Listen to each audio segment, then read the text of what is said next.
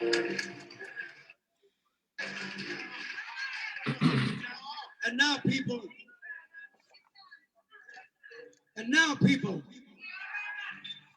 when I woke up this morning,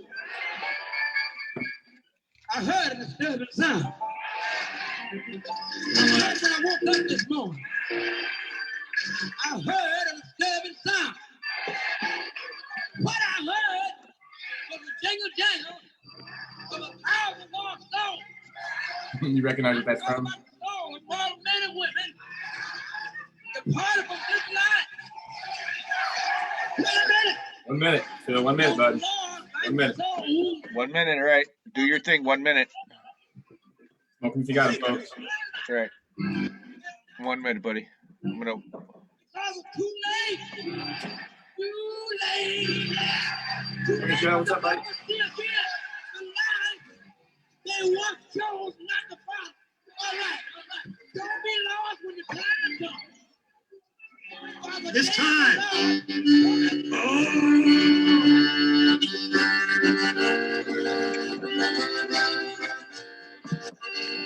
It's a time of little joy. Two guys from Illinois took fate in their own hands and sent the show out to the land. Art's not gonna get in here. Music plays for your good cheer. Think you're ready, then grab a beer.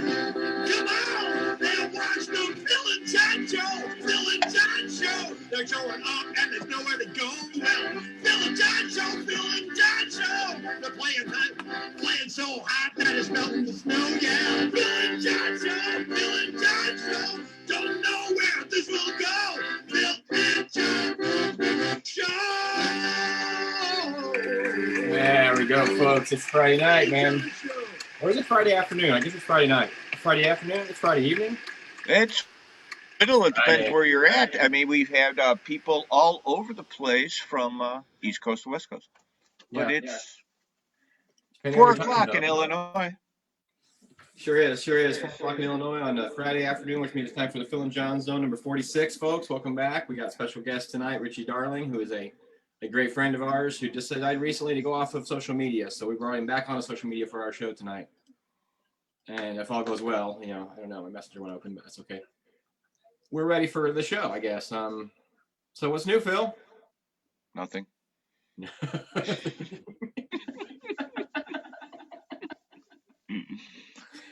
Well, a lot. It's kind of the theme of our show. A little bit nothing. There is so no there. Okay. No, there's a lot. There's a lot. What's going on with you, John? 46 weeks in a row, John. Yeah. What do you? The light in the sky is brighter. John, that is incense. You did the wrong thing, buddy. I put it aside for now. No, it's the 26th of March. We've approached past the year mark of staying inside now by quite a while. 46 weeks, which means we're about a month and a half away from doing a whole year with these shows. Will we get to a full year, or will we by that time?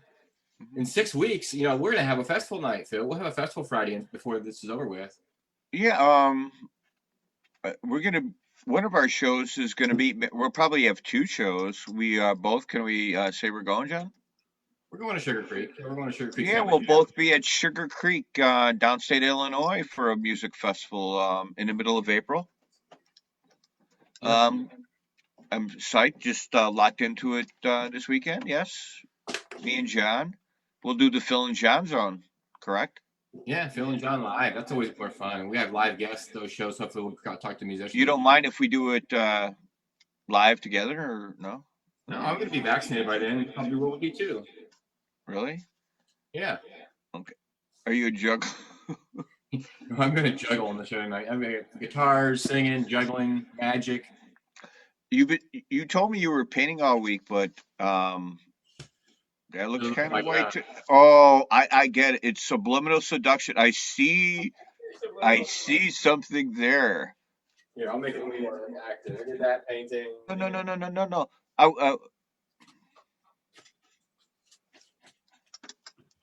I should show you off because I did do this week. I did do some painting this week. but not enough to really blow it out. But I did some painting, and I sold a few paintings and delivered a few paintings as gifts to people. It was a good week so far, man. Well, I've been doing and see my little canvas. I've been painting the same thing. It's a little canvas, you know. It's cute, and I like it when you freeze and it's in a good spot. You are going to be freezing. You're ice cold. Your internet is unstable. It's bright in here. Am I moving? Or am I bouncing around?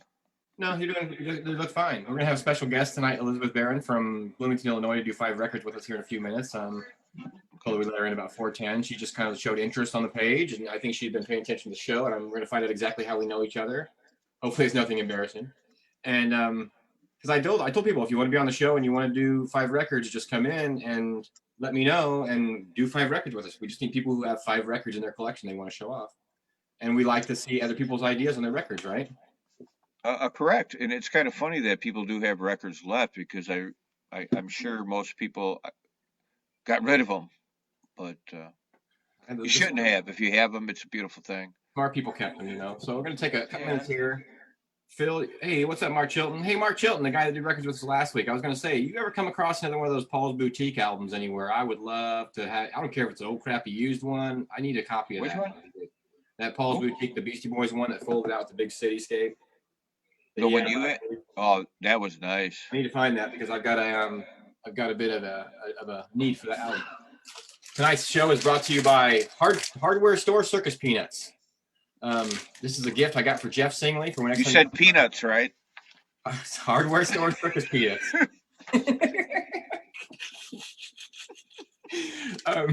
Because our good friend Jeff loves circus peanuts, and if you buy them from the hardware store, they're probably already stale. Bring them to Sugar Creek. Oh, I'm gonna try to bring Jeff to Sugar Creek with me, but we can't. Something came up this week that makes a lot of sense is that we shouldn't be asking for any free tickets or plus ones this year because everybody has been hurting for so long on this music that we need to make sure they get on their feet again before before it all goes down. So circus peanuts, folks, always just make sure you brush your teeth. I'm going to do a couple quick shares, share this thing out in the world right now. I'm going to ask everybody who's in here right now, all few of you, to give it a share and share it someplace where people care. And just kind of put the word out in the streets that the Phil and Jon Zone is live and people should check it out. No, should I just share on the village? Sorry. Well, I have a shout out to Frankfurt Bluegrass Festival, the shirt I'm wearing tonight. It's not going to be happening this year, but support any benefit that they have for the upcoming benefits that they have, and for next year. Been there a few years, and sad that it's not going to be happening. A couple of shout outs next weekend to. Am I locked out? No, you're fine. Oh, sometimes I can't tell. I'm sorry. The screen locks up. Okay, you keep. What video game are you playing now? I'm not playing a game. I'm sharing our show on like 50 pages. Texting again. Oh. I'm texting Laura. Can you please do something about Phil? He's out of control tonight. Wait. Email. What is the chicken's gonna bite you in the ass. I just wanted to share to as many people as I could right away and put it on Instagram or whatever. Buzz Love record CD release, album release, April 3rd, with Rockin' Moxie at the Even Low Spirits in Geneva, April 3rd. Check it out. April 3rd out here. EGI is playing at Mackey's coming up in about a month. Psych for that. River Valley Rangers is out and about. Chicken Wire Empire is at City Winery in Chicago. Jeffrey Mankin's got a lot of gigs coming up at the Hi-Ho Gems. Check that out. Mackey's is alive and kicking. Check that stuff out. And maybe we should talk about it later. I'm just kind of going through the news. How about our friend, our American Idol friend? Bring it up now, later? We're going to bring it up all throughout the show. Holy moly. Kind of. Did you watch that? Did you watch that performance of that You Don't Own Me? Did you see it? Oh, my God. It's so good. She's amazing. I just can't believe it. I get concerned when she gets ready to play, and then she performs so perfectly that it's hard to believe that we know her. I mean, there again, you talk about like it's in it's in your mentality to be starstruck, overwhelmed, or starstruck. Yeah. hey, you're just it's just hey, She's awesome. It's like yeah. If you would have told me, Our friend, hey, she's been on our show. Can't wait to have her on again. And our American Idol friend. No, I won't even go there. I almost asked her today. I just wanted to be. I'm kind of waiting. I just want to like we'll work it out maybe next week. I don't want it to be in a moment where she's just before she either gets off or is on the show. But she's doing so good. I named my guitar after her, for crying out loud. The guitar's name is now Althea, for which I had to learn the song Althea, which I realize also contains the word grace. It's just a beautiful song. So beautiful song, beautiful person. Hey, there's Machete checking in, and Jeff Singley, that's what I got, buddy. We're gonna go hiking pretty soon. We're gonna go kayaking down Sugar Creek, buddy. I need a helper for setup. Probably already got a couple, but you know what? If we try to talk to Tia, probably have to talk to her manager now. Oh yeah. We're gonna have to go through Lionel Richie and Katy Perry and get their approval. I know Mom and Dad. Hey, Mom and Dad. Hey, Dave. Hey, Megan. Phil likes Jeff Singley likes your poster behind you there, Phil. And the light on the poster or the artwork. Is that artwork? Is that a painting or is that a poster? No, this one? Yeah. No, it's actually a dinner mat. It's an old 60s, no. Wow, that's awesome because the design it looks just like a character from a new cartoon. Show it up close, that middle character. I dig it. That's why Laura had it staffed. Oh, that's very cool. We're waiting on our friend Elizabeth to come in now. Anytime now that she wants to come in and do 5 records with us. So we'll do our 5 records when she gets in here, but we're waiting for her to come in. So just give her a couple minutes. Hopefully she got the links working. I don't know. I sent the links to everybody who's involved tonight. Because we're gonna have Richie Darling. We're gonna start with our friend Elizabeth Barron, who's gonna do 5 records, and we're gonna have Richie Darling come in and talk about what he's been up to. Hopefully play a couple songs for us, and we're gonna have our good friends, some new friends actually, Noah Wan and Chris. Are going to come in and talk about a special project where they're building houses for the homeless out of recycled materials. So that's going to be later on in the show. And I think they're going to play a song too. And then I might play a song. Then Phil's going to sing and dance. And we're going to have a good old time. We might have a dance break. We might have whatever it takes. You got your 5 records, Phil. We can't start yet because she's not here yet. But yeah, but there is no song and dance from Phil. But yes, everything else is true. There's no song and dance. I've seen Phil dance. We have danced before together. We have danced at parties before. Yes, we have, John. Yes, we have. Far and few between. I probably will, and I'll do it again, and I can't wait to do it. Probably at Sugar Creek. Looking forward to it. If you don't know who we are, well, then what the heck are you doing here? I am John, and you. No, I'm Phil. You're John. I'm Phil. No, all right, that doesn't work. That shtick don't work. I'm Phil, actually. That's John. That really only works when we're live, I guess, when we do our live show. 46 weeks, yeah. I mean, weeks. Shouldn't go there, yeah, but yeah. Anybody want to say anything? Anybody want to talk? Anybody want to pick? Anybody want to, what do we got? We're going to pick our noses? Yeah, we we invite all to come in the show is what you're saying, Phil, correct? Cut. Oh, Phil is so good. No, I'm so excited about doing something coming up. Yeah, our guest for 5 records hasn't checked in yet. I sent the link. This could be a bad sign. But we're gonna have to do it pretty soon anyway. It's already 4:13. We're 7 minutes away from 4:20. Well, I have sports, but I'm gonna save it because I need like 25 minutes. Let's do sports. We'll do sports between guests at some point tonight because we're gonna have Richie and then we're gonna have a break before Noah and Chris come on. And they're from Bloomington, Illinois, and I think a lot of our guests are from Bloomington, Illinois tonight because I think that's where Elizabeth is from, who is still not checking in. So, what do we? How much time do we give her? I told her 4:10. It's 4:13. You can't be that critical. You got to give her leeway. But I don't want to keep everybody. Like what if we go real long with 5 records and then? Holy crap! You're a never mind. Hey, this is all new to everybody. This is all new. No, actually, it's not new to everybody. We've been doing it for a year. He's like on a time. Chester, you want to say hello? John's on the schedule. Last week was one of my favorite shows. Hold on, you got like 10 seconds to show up, and then you blew it. You blew your time slot, Chester. Time slot blown. Okay. That's not appropriate. Is that appropriate? I don't have that shirt. Is that a rarity? This was last year. I love white T-shirts with the dark that pops like a. Yeah, the last year we had it anyway. This was in 2019. Yeah, but to keep white shirts and it's a beautiful thing. That night with all these bands, with so many bands that played. I'll be seeing some. It's a beautiful thing. It is. Yeah. Amazing music. Yep. Can't wait. Can't wait. It's coming up, buddy. Real soon. Hope to do. I do believe I have 4 on my itinerary. You got 4 events already planned? Mm-hmm. I got 1. Most of them are later in the year because of, and 3 out of the 4 are out of state. We have a really cool store in our town. It's like a consignment art store. So they just sell art that people bring in and they sell it for them. I don't have my art in there, but I go in there and support art from time to time. And they're going to do some live, like in the park stuff, music and painting. And I'm going to go out there and paint live for those right here in town. So that'd be interesting.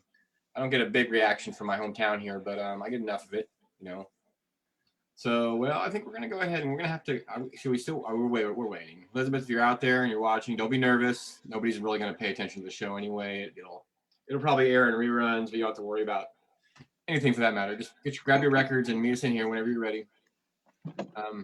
Unless I wrote the wrong time in their message, I don't know. This thing is, I always tell people it's strictly unprofessional at best. I'm kind of nervous about even having Billy Strings on because it's just going to feel so big and real, Billy who? Strings. Been paying attention to his progress. Hey, Easton Bishop, what's up? Let's get a shout out from everybody out there in the comment section. And where are you from, folks? And what are you doing tonight? Tell us, and maybe we'll make fun of you, or maybe we'll talk about you on the show. Who knows? We know what Easton's up to. About 5'7", 5'9", something like that. You gonna be at Sugar Creek? How you doing? You tried all to get Sugar Creek. I was in Bloomington yesterday, and they were talking about Sugar Creek, and they were saying that they were people up there were getting excited about it. So I like that it's like the word's getting further away from Southern Illinois. It's more people that are going to be coming to the party. $2 for burping. Oh, our good friend Machete's getting his COVID shot, and he's going to work. My brother Joe Griffin's out in Grass Valley, California. Our friend Ronnie, I don't know if he's paying attention. Ronnie, you out there, Ronnie? I don't know. There's a couple people that were like talking to me about they had to work during this time period, so they couldn't be on the show because they had to work. That's okay. And he holds still, so he could be one of those statues in New York City where they hold still. And what's going to happen now is we're going to lose him for a second. We're going to lose Phil, aren't we? And that's okay. That's part of the fun of all this, I tell you. Hold on, folks. I'm reading in some books here, trying to see if anybody's coming on the show. It's okay if you can. It's okay if you can't. It's all right if you do. It's all right if you don't. But if you will, it's okay and all right if you won't. But trees try to be on time. And really more than that, just get your internet connection fixed, Phil. Now I'm going to have to talk to people by myself. Right before 7 records, and I'm all alone, and Phil's gone. I don't know what to do about that because I just miss Phil so bad. Need to give him a big old hug and see his house and his records, and we will. We'll be back in just a second. So yeah, on that note,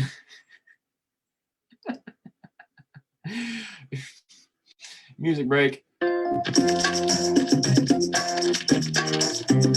get there, folks. A little technical difficulties tonight. I think that's part of the fun.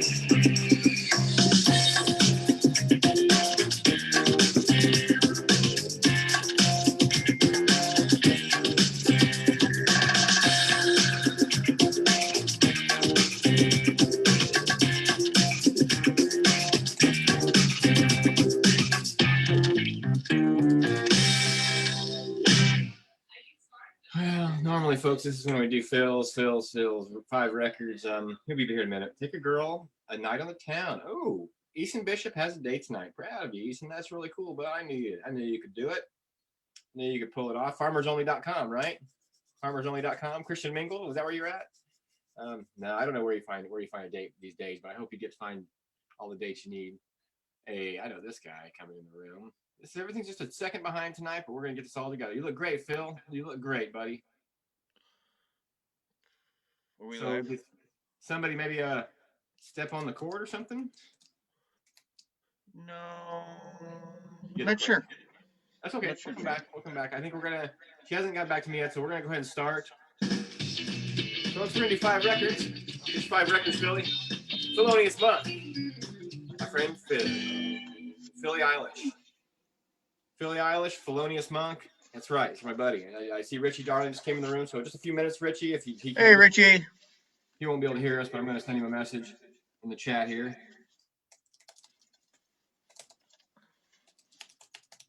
And that's okay, Elizabeth, if you couldn't make it or didn't work out. Hey, Shane Lyle, what's up, buddy? Mark Chilton wants to be 5 records to go. The guy did last week. Let's just do ours, since we promised Elizabeth to do hers. If she comes in later, we'll let her come in.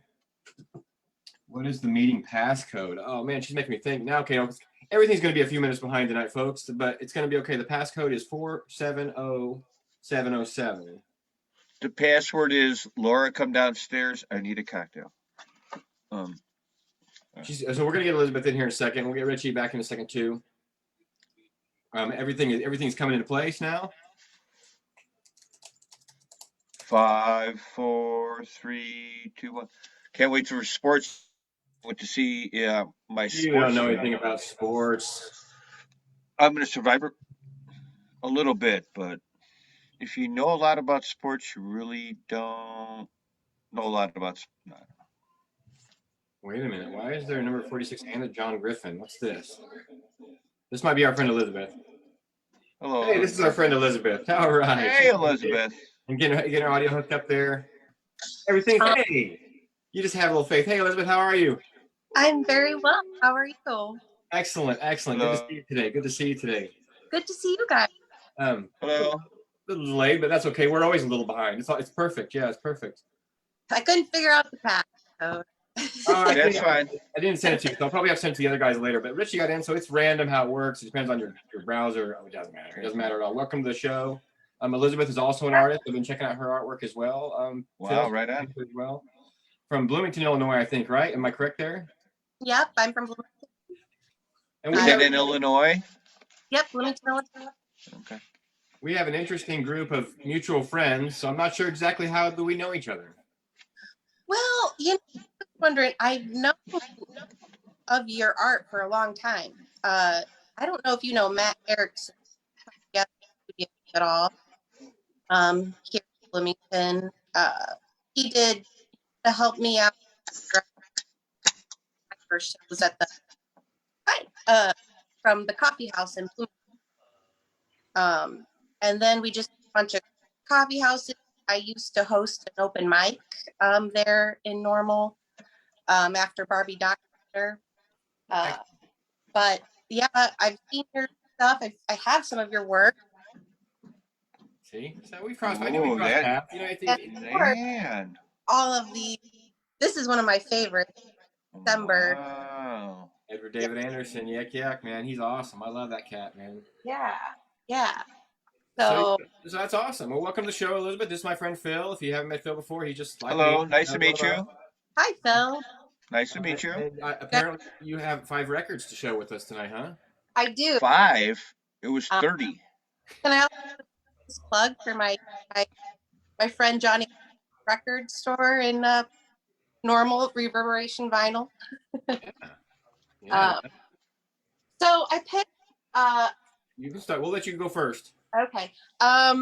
Okay. Sorry. I wanted to pick first record I personally bought. Queen.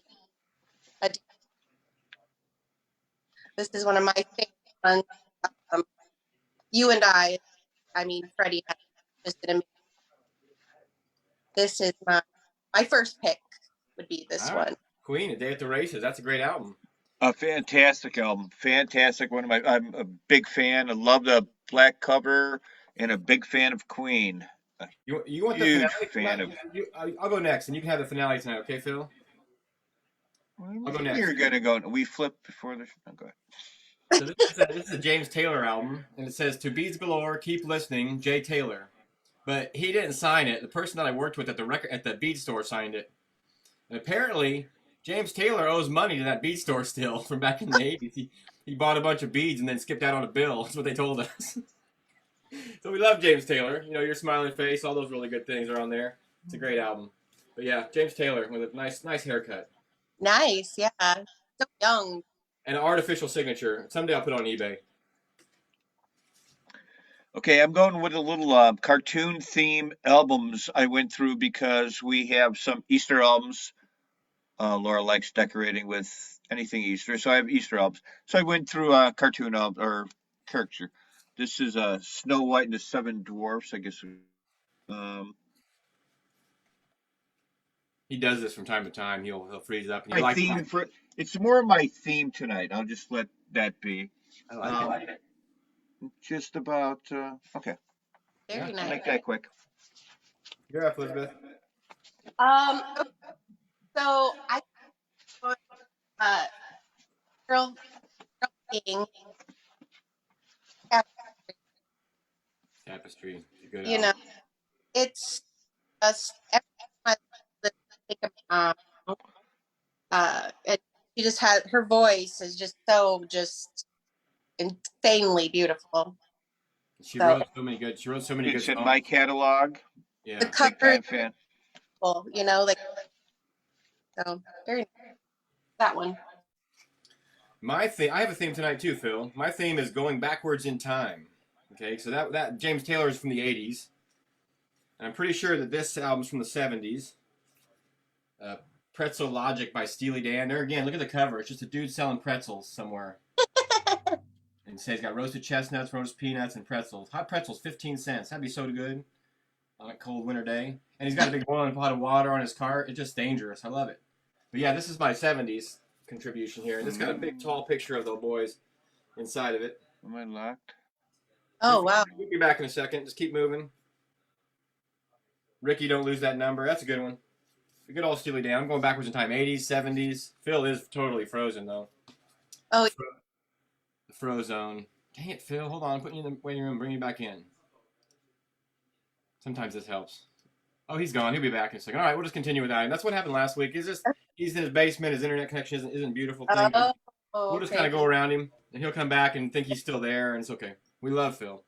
So this is the first time I listened to this, it was with my friend Brian Harsh. He lives in Arizona now. Band of Gypsies. Mm-hmm. This one moves me crazy. I love it. It's my favorite Jimi Hendrix. And I also go back and think about listening to it with, my friend. So like all the stuff that people know about Jimmy isn't on that album. That's everything that happened like right before he passed away, and all the stuff he was working on in his last recording sessions. That's such a great record. yeah. Machine Guns on there. I think it's a killer album. Yeah. Where's Phil? Phil's not. He's And back. He's back. It's okay. We'll give him his turn. We'll just kind of flip it out of order here. Oh, Phil's coming back. I think the wind's blowing up there or something, and he's got windmill internet. oh, okay. It's okay. Me Too, Band of Gypsies. Who knows is on there. Who knows is a great song too. And there again, if it reminds you of a friend that you listen to it with, that makes the album so much more interesting and cool. I think just in general, I think most people hold a lot of sentiment to music, and it can bring you back to a place and time. It can really cheer you up. It can bring you. It's amazing how powerful it is. It is. It's our medicine. Phil, you're up, buddy. Good job. You didn't go anywhere. You were here the whole time. You didn't know that? It's okay. What's your next record, Phil? Alvin and the Chipmunks.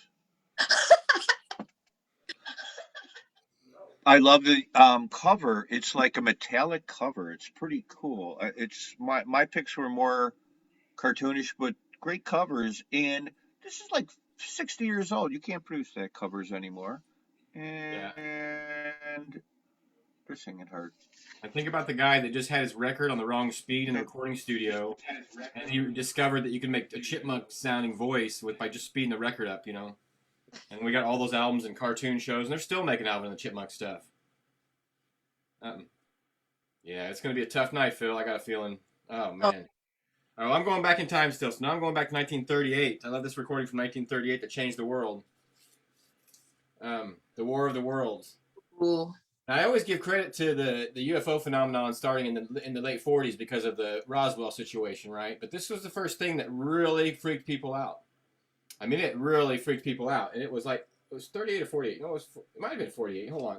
Anyway, whenever it came out, people were really scared. And if you listen to this record, it's just a regular radio broadcast, and they cut right into the broadcast, and they start talking like it's an emergency. And they talk about this whole story. It's really worth listening to. I'm sure it's on YouTube as well.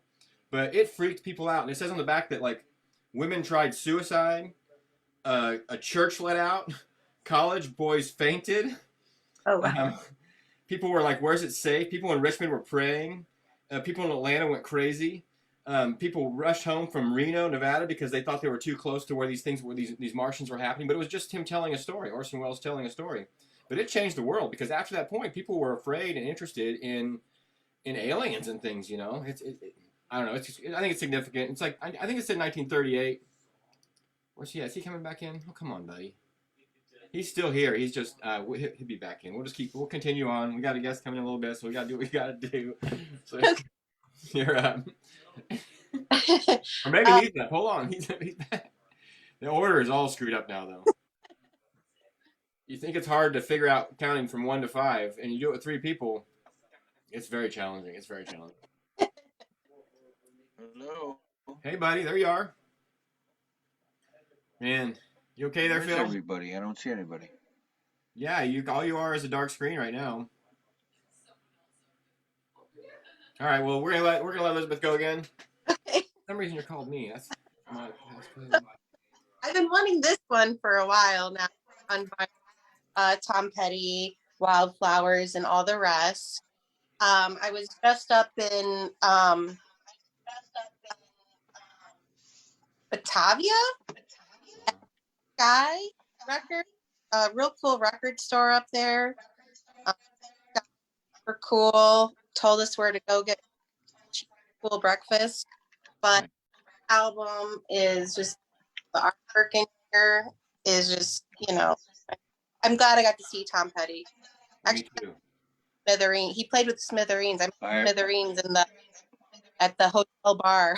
Oh, the Smithereens. Can anybody hear me? We can. Yeah, we can hear you, Phil. You're up. Can you guys hear me? You're up. Hurry, show a record. I can see you. Hurry, show a record, quick. I won't touch anything. Oh. Ooh, Winnie the Pooh. Yeah. And Tigger too. Aww. T.I. double girl. Yeah, I just listened. There we go. We're so damn it. Yeah. You're doing good. I just listened to the Smithereens, a big fan, so. Yeah, it was really cool. Yeah. You're gonna like this one, Phil. Okay.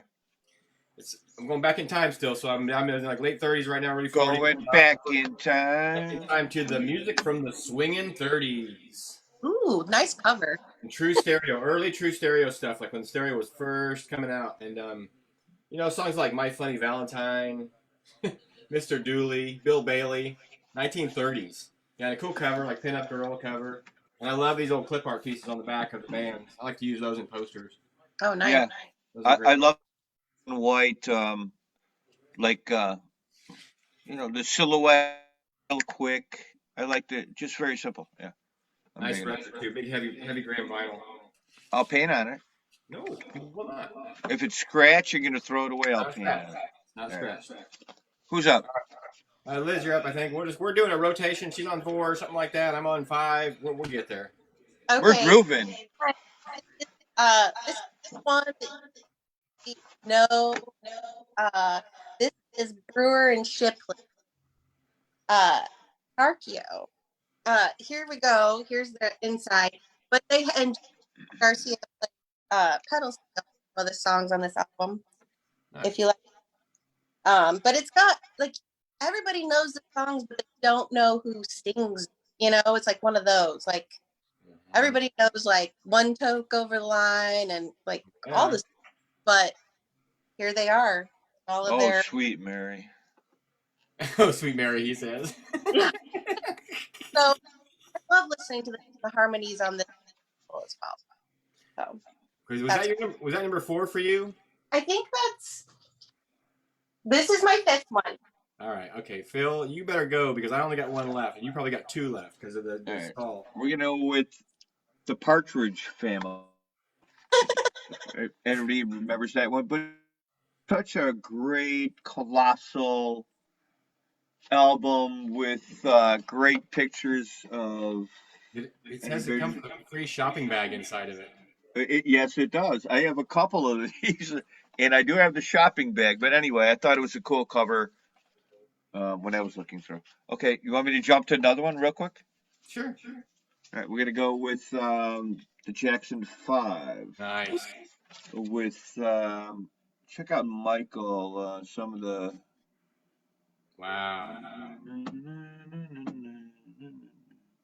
You know, Sam Cooke was the first person to wear an afro. I think it's kind of cool. Okay. That's awesome. All right, so in my journey back in time even further, I must have bought these albums at the same time because this one's the Roaring Twenties. Yay! Another cool cover.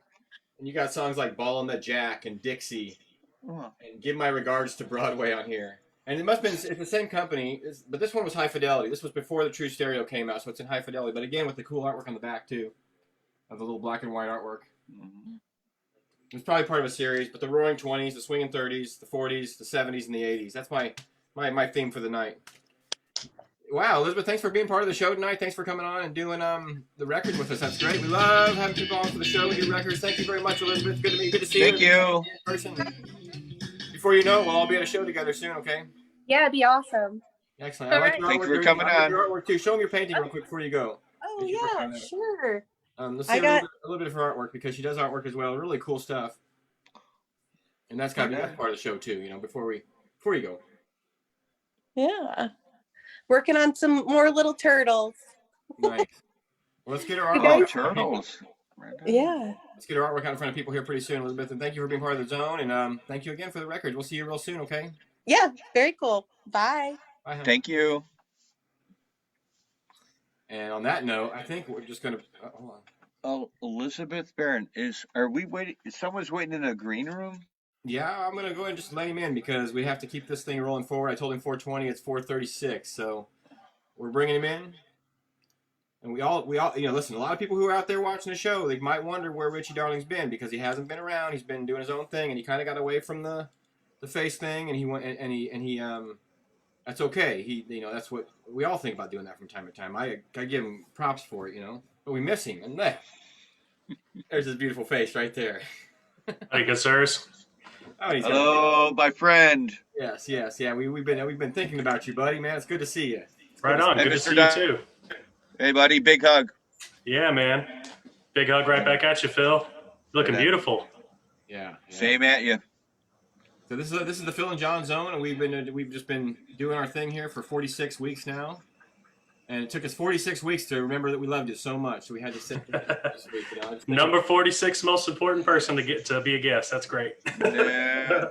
The line goes out the door and around the block. It's crazy. I'm sure. I'm begging people every week, actually. Is what it comes down to. Well, thank you for asking me, and it's great to see you guys, of course. And a lot of people, a few of our friends have brought you up in conversation recently. My good friend Christy Carpenter and Tom came over, and we visited with them for a little bit, and they just mentioned your name. And I just kind of was thinking about you. I wanted to see what you was up to, you know, and given that you're not in the computer right now and doing the thing on there as much, it's just kind of curious about what have you been working on, man? Well, the most recent thing is, you know, I've been designing video games for a few years now, and we've got a brand new game coming out, and actually we just put it up for early release on Steam, and the release date, the full-on release date for Steam, which is the major industry platform for video games, is April 9th. And the video game is called Dragon Hunters, and it's like an old school RPG, real simple controls, and it's like a dice rolling Dungeons and Dragons sort of thing, but it's real simple, and it's based on a board game that was written by a friend of the co-creators about 20 years ago, and we just brought it up into the new technology and did 3D models and terrains and the whole thing. So it's really been a fun project and all that. Now, did you grow up with like a text-based RPG games when you were young?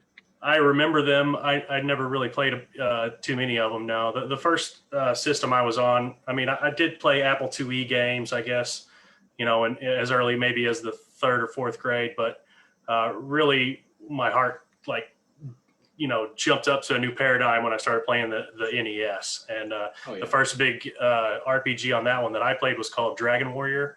Internationally, it's known as Dragon Quest. And that was like a real fun sort of kind of pre-Final Fantasy. Yes. Decision making, build your team. Those are great games, yeah, for sure. Yeah, and your character got more powerful as you went through the game, which was sort of a newer concept because games like Donkey Kong or Mario or Galaga, you kind of sort of have the same ability through the whole game. Yeah, and even those games I was talking, those text-based games, like I played Hitchhiker's Guide and Zork and those games back in the early days. There really wasn't a whole lot. You just read something, you made a decision. It told you if you made a good decision or a bad decision, basically. And a lot of times it was based on if you spelled everything correctly and did the exact right sentence that it wanted. You could that's the only way it would work in the old programming. It had to match exactly what they expected from you. Yeah, that's awesome. I know Richie Darling from like 1,000 music projects. I know he works on video games and computers and stuff. I mean, and he's an artist. The picture I showed tonight of Phil and I, the drawing, that's something that Richie did as well. And my favorite Richie Darling story to tell. Also. My favorite Richie Darling story ever is walking up to you at Hartford that day and going, "Oh, you draw pictures?" And you were drawing a picture of me. Yeah. Biggest mind blown ever, man. Ever. Oh, yeah, that's cool, man. I love doing stuff like that. That makes me smile and swell up with pride when I can do that for somebody, Yeah. You'll see my newest one. I just did this one a few weeks ago. This is Frank Zappa. Your ability to capture that at all is just amazing. You're paying attention to detail on these faces and stuff. Yeah, he always had intense eyes, Frank did, didn't he? Yeah, and I love his mustache and everything too, man. He was. I watched. I never really got into his music a whole lot, but I watched that documentary about him, man. It really made me more interested in his style and all that kind of stuff. You can pick the wrong Zappa album to listen to. I understand that. If you're like, I'm just going to dive into Frank Zappa head first, you can pick the wrong album. Luckily, I'm into weird stuff, so it was okay for me. I know what he was thinking. You might get doo-wop, and you might get just you know what he was thinking. I like that. You can get a spoken word. You can get a classical album. It's so spread out what Zappa did and how he produced. It really one of my favorite things for sure. Definitely, man, and of course I love your artwork too, man. Every time I see it, I'm totally in love with your colors and the folkiness of it, and the pop art aspect, and the fine art aspect of it, and the performance art aspect. You're one of the few artists that do all the above. I see you out painting big, giant paintings in front of a sea of people, and that's performance art right there. I miss that. I'm ready to go back, and my art's changed so much in this last quarantined year. I've really evolved into different ideas and colors and light. And, nice. And then I got that new guitar, and then my wife was like, I was like, telling her, I haven't really painted that much for like a month, and she's like, well, you got that guitar like a month ago, and how are your fingers? And I'm like, my fingers are all calloused up. I feel good about that, That's freaking sweet. You did the artwork on that guitar behind you? My brother did. My brother Joe did. He it's a kit guitar, so he buys the kits and put them together, and then he does all kinds of like stain work on it and doing different ideas for the. That's beautiful, man. And it's parlor style, so it's got a little bit higher tone. I really like it, so maybe at the end of the show I'll play a song. We'll see what happens. Right on.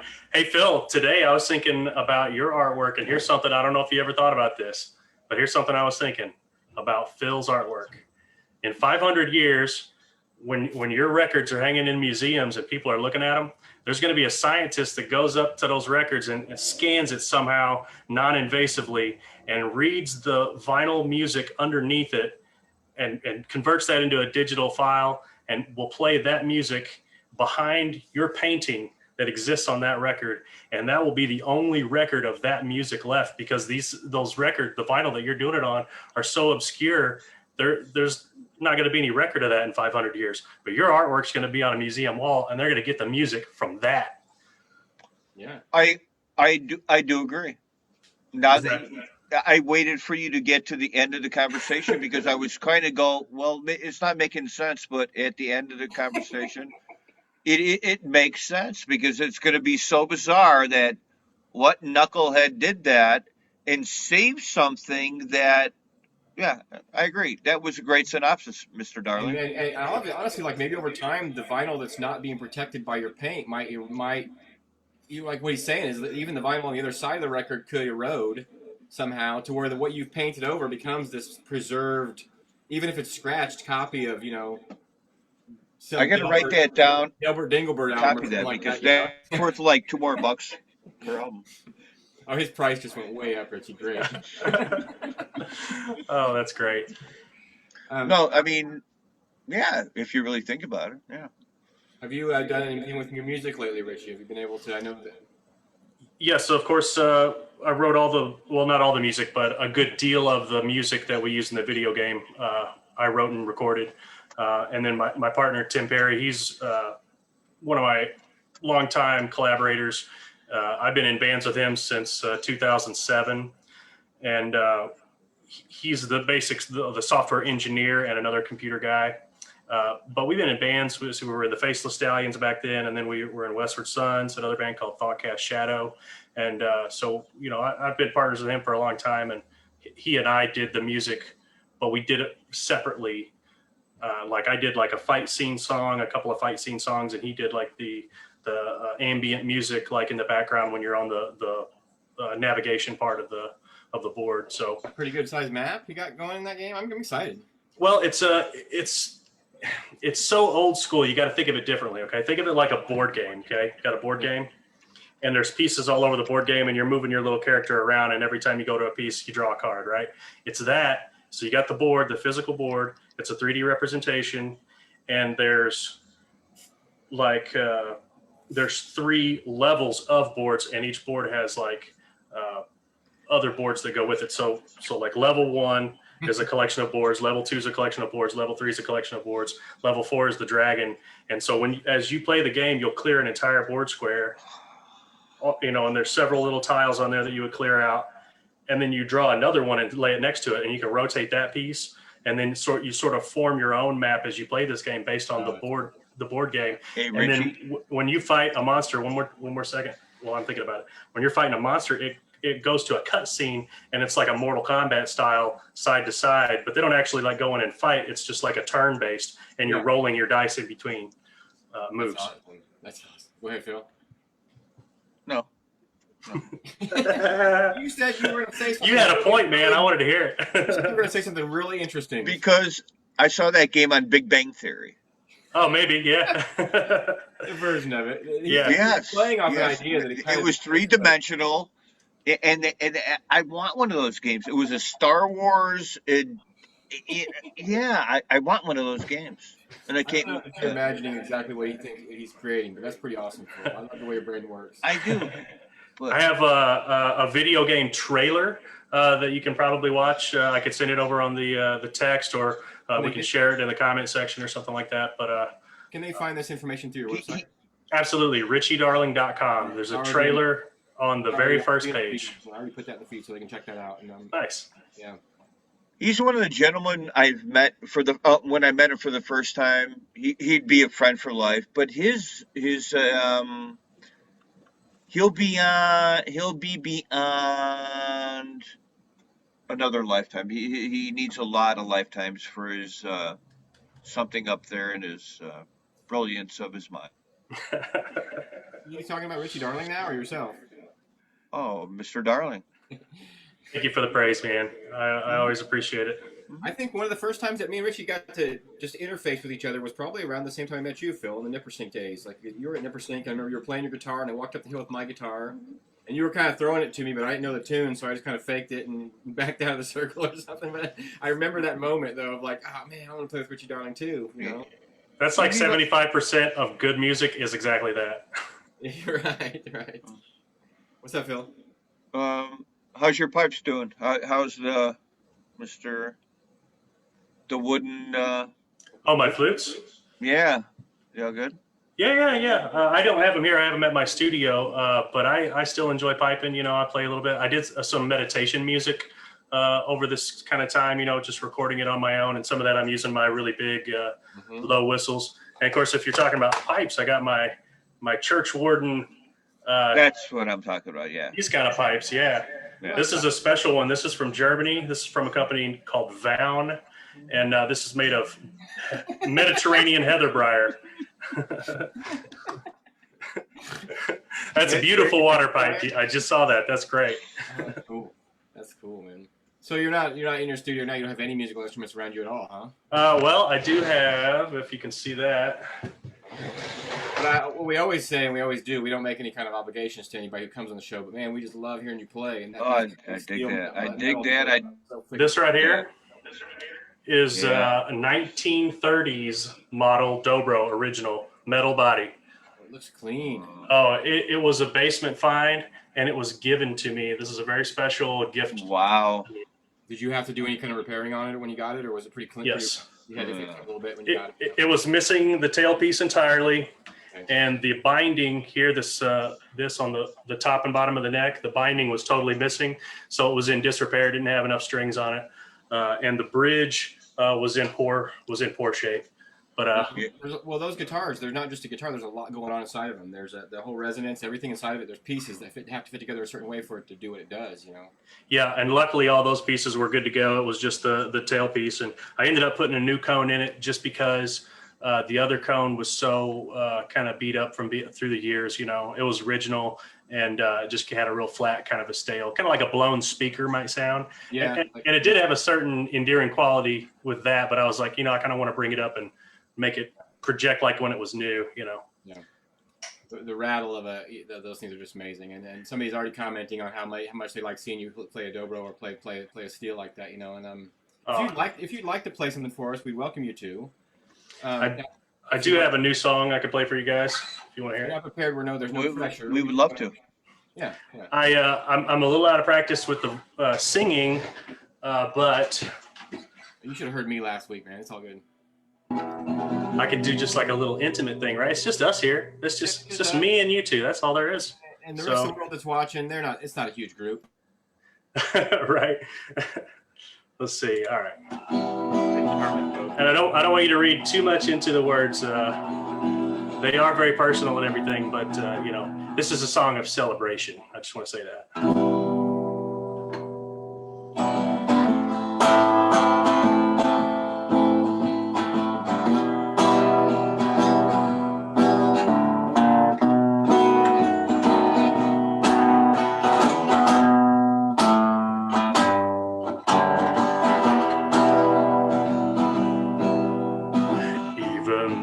It's been years, I can still remember your eyes.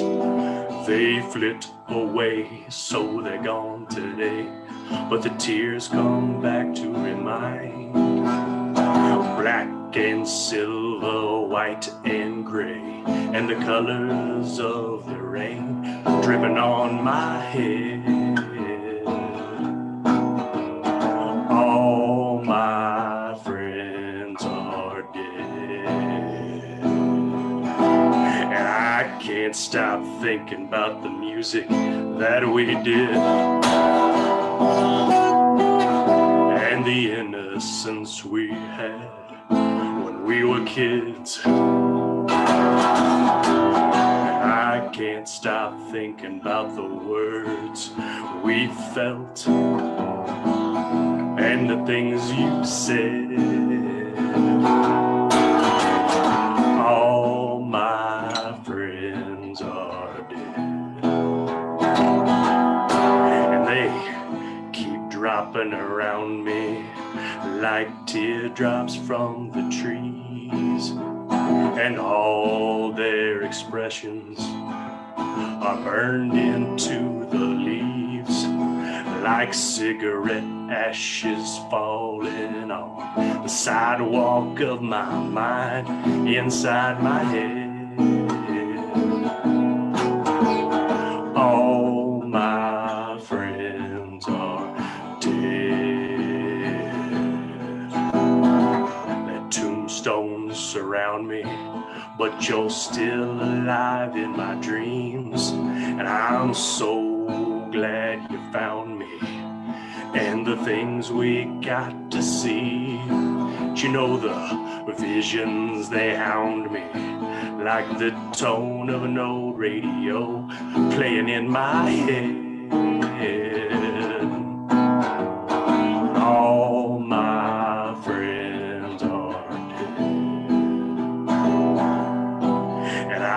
dance around with your ghosts beside me in my head. I'll always remember the most the crazy shit that we did, and all the twists and all the fire and the late nights I'll never regret, dressed in red. All my friends are dead.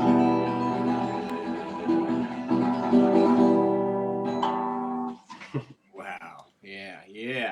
I like it. I like that. That's a great sentiment. That's a very Blaze Foley kind of a groove there. I dig it, man. I dig it. Yeah, a lot. Cool. Phil, are you unmuted? Hold on, we'll get Phil unmuted here so we can chime in. Phil got a haircut. There he is. He always mutes me. Well, yeah, because you talk when they're playing the song. These nice songs, so I can market them someday. Hey, John. Hey, but I love you too. You're number one as well. That was beautiful. That was really, really nice, Richie. Yeah, thank you so much, man. Again, there's no pressure. We know how we just miss you. Thank you, Mr. Darling. And we miss the music like it's like crazy things. We just can't figure it out. And so anything that we can get and give these people is an amazing plus. To their world. I think. And people are digging it, man. They're all saying, "Yeah, that sounds good and so good." And Richie plays with the dobro and wow. Yeah. So, you're not on social media. We know anymore. That's fine. But you are tonight, just for a minute. It's just for the people that miss you and that. Like the people we reach out to are the people. A lot of them are the people from the festival scenes that we've been doing, and some of these new people that we've been meeting around the country. Yeah, a lot of people miss you. Joe Peel misses you. I wonder what yeah. he's cooking. Joe, what are you cooking tonight? Yeah, Joe Peel, what are you cooking? A lot of people. I told Laura today, I go, wow, a lot of people are miss Mr. Darling, which I do also, but yeah. Now, Diamond Cut Blues Band, is that a project that just kind of be always ongoing? Have you guys? I know you can't play right now, probably, but. Right. That was a really cool project when you brought that to us that time. Yeah, Diamond Cut Blues Band is my main performance band, with me at the lead. So Richie Darling and the Diamond Cut Blues Band. Yeah. The guys are, they're in their upper 60s. So it's not really an option for them to be out too much in a crowded rooms. But, we're still maintain communication contact, of course, and we're sharing CDs and DVDs and music and all that kind of stuff. And I get to see my bass player, John. I get to see him every once in a while, which is great. Cool. So we'll be ready to get back at it when it's time to get back after it, Yeah, I think so. That's where everybody feels right now. We're all kind of in the same boat there, of course, obviously. Getting my shot next week or starting my process next week. So I had to wait. I'm a little younger, so just under 50. So I had to wait till the perfect time, I got my first one on Monday, so I'll get my second one April 12th. You gotta wait a month, or how many? 3 weeks? How long do you have to wait for in between? Whatever from the 21st to whatever. So a few weeks. So like 3 weeks. Yep. Me and Phil are both doing something towards the middle of April, and I'm really trying hard to have it. I'll probably be pushing it pretty close for that second shot, but at least I'm getting the process going. Yeah, definitely. We're definitely supportive of whatever they can do to make it easier on all of us, especially the musicians and the people that are involved with everything that we do. Everything we do, right, Richie? I mean, it's pretty much, and you're in video games, so you've got kind of a niche there. Hopefully that game comes together, because then everybody who's at home doing nothing will need something to do, Yeah, and it's fully done and it's fully released and everything. It's just we're waiting on the it to be fully processed by the platform of Steam. We already have it out on itch.io, which is kind of like a smaller indie platform. When are you moving to Silicon Valley? Probably not going to. I don't really have anything out there that I want to get into. It's like the gold rush. You wouldn't be it's over, All right. Well, plus, staying cutting edge industry standard in video games is pretty much an impossibility if you don't have like an entire corporate mechanism, right. With lots of developers working. But two really smart, really like driven people can make a simple game. If you give them enough time, and that's kind of what we're going for. We want something that's fun, easy to play, because we're older and we remember when games had 2 buttons, and you know what, that was just fine. Those games were just as fun as the very complex ones now, and so we're kind of going back a little more towards that. I had a young man in my house last weekend, and he was he's 14, and he was you know, I hand him the controller for the Switch, and he's like, "What's this? I've never seen this before." And then he whoops us at the games. He just threw him. So I went back and I put him on Donkey Kong for a little while, like the original Donkey Kong. I was like, "All right, we're gonna play this for a while," you know. And he got into it. He was like, "This is hard." And I was like, "Yeah, it's hard." You only get 3 tries and it's over, man. You know. Yeah. Challenging games were a totally different animal. You know, you spend all that time to try to get to that one level, and then you die, and it's like you got to start all over, man. It's a big emotional thing, you know. I kept telling him, I was like, "Right, that's 25 more cents, man." You know, make that final game over. That's your quarter. It's gone, man. Yeah, you go broke trying to play them old games, man, like that. That's awesome. I just watched. I was addicted to Super Mario for about 7 months. You know, trying to get over that. So it was, you know, miss work sometimes. Right. So, you know, back in the day. The kind of game that Richie's talking about. Mr. Darling is a computer designer, I guess. My name is Phil. That is John. Any things from designers that you got coming up, please write us. Thank you. PSA by Phil. Love it. Phil's service announcement. It's a great message, man. It is a great message, and we want everybody to pitch in on this stuff. You know, I talked to a young artist today too about just what he's doing, and he's right here in town. I saw his art, I couldn't believe it. And I'm like, we need to all be together doing this art, you know, soon, getting our music and our artwork back together. You know, it's going to happen. So it's got to be like 2 years ago now, but I did design this video game environment with your artwork in it, and also with your artwork in it, both you guys. I remember when we were talking. I remember seeing that at Richie's wedding. Remember up in the cabin in Missouri. Yeah, I brought a laptop and just kind of showed it off on the laptop. It blew my mind in how time. That. I'm sorry. Say it one more time. How does one access that material, Richie? That is unreleased, unpublished material because I got to get I have to get the feedback of the artists that are involved before I can really move forward with it. Probably like some paperwork to sign. I think. I think I signed. There it is. You know that. Okay, you keep it. You know. I'll dot it. Too much, you can give us some of it. How about that? You know? It's a beautiful piece of alternative gallery space. Basically, is the way I look at it. Yeah. So it's like a digital construct, and there's an environment you can walk through, and I have pieces of each of your arts 3D modeled in the space, so you can walk around. And I sort of just made your character have like a bobbing top hat and a squirt gun. At first, he didn't have a squirt gun, but just walking around looking at art just wasn't quite enough. So I had to give you like a little something to do with the controller without doing all the video game trappings of collect the items and all that kind of stuff. It's like, this is an alternative digital gallery space. This is for exploration. It's not for item collecting or bells and whistles. This is an environment, and the gallery is part of the exhibit. It's all integrated together. Well, I think we need to possibly either help you out somehow and give you some kind of support so you can advance that into something we can put online for people to check out. We could update. I could actually. It's all playable. I think I might have to put an exit menu on there, just because I just have it for me and to show you guys so far. So it doesn't really like have an exit button or anything like that, because you could just turn it off. But I do have the file still. John, have you seen this before? No, I feel really rotten right now because I've seen it like 2 or 3 times in a row because I was mesmerized. That for some reason there was some wall up against me that I never got to get into it actually. Well, that's all good. A lot of people didn't have, and this has been a couple of years ago, so the computers were obviously different quality even just a couple of years ago. So like I didn't have a computer that would necessarily have been able to play it if I didn't build a specific gaming computer to build video games. Like if I was just using my normal laptop, it has a little bit of trouble with some of the 3D architecture, but well, I'm going to see. Plus when I'm hanging out with you guys, we're all analog. A year and a half ago, I wouldn't be talking to people on the screen. This is just, I just smile inside and go, this is funny as hell. This is really funny, but it's just crazy. I had a buddy a few nights ago over here, and he realized that I had drawn these pictures by hand with a pencil, and he couldn't believe it.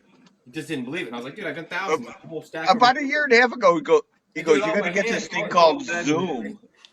You're going to get this thing called Zoom.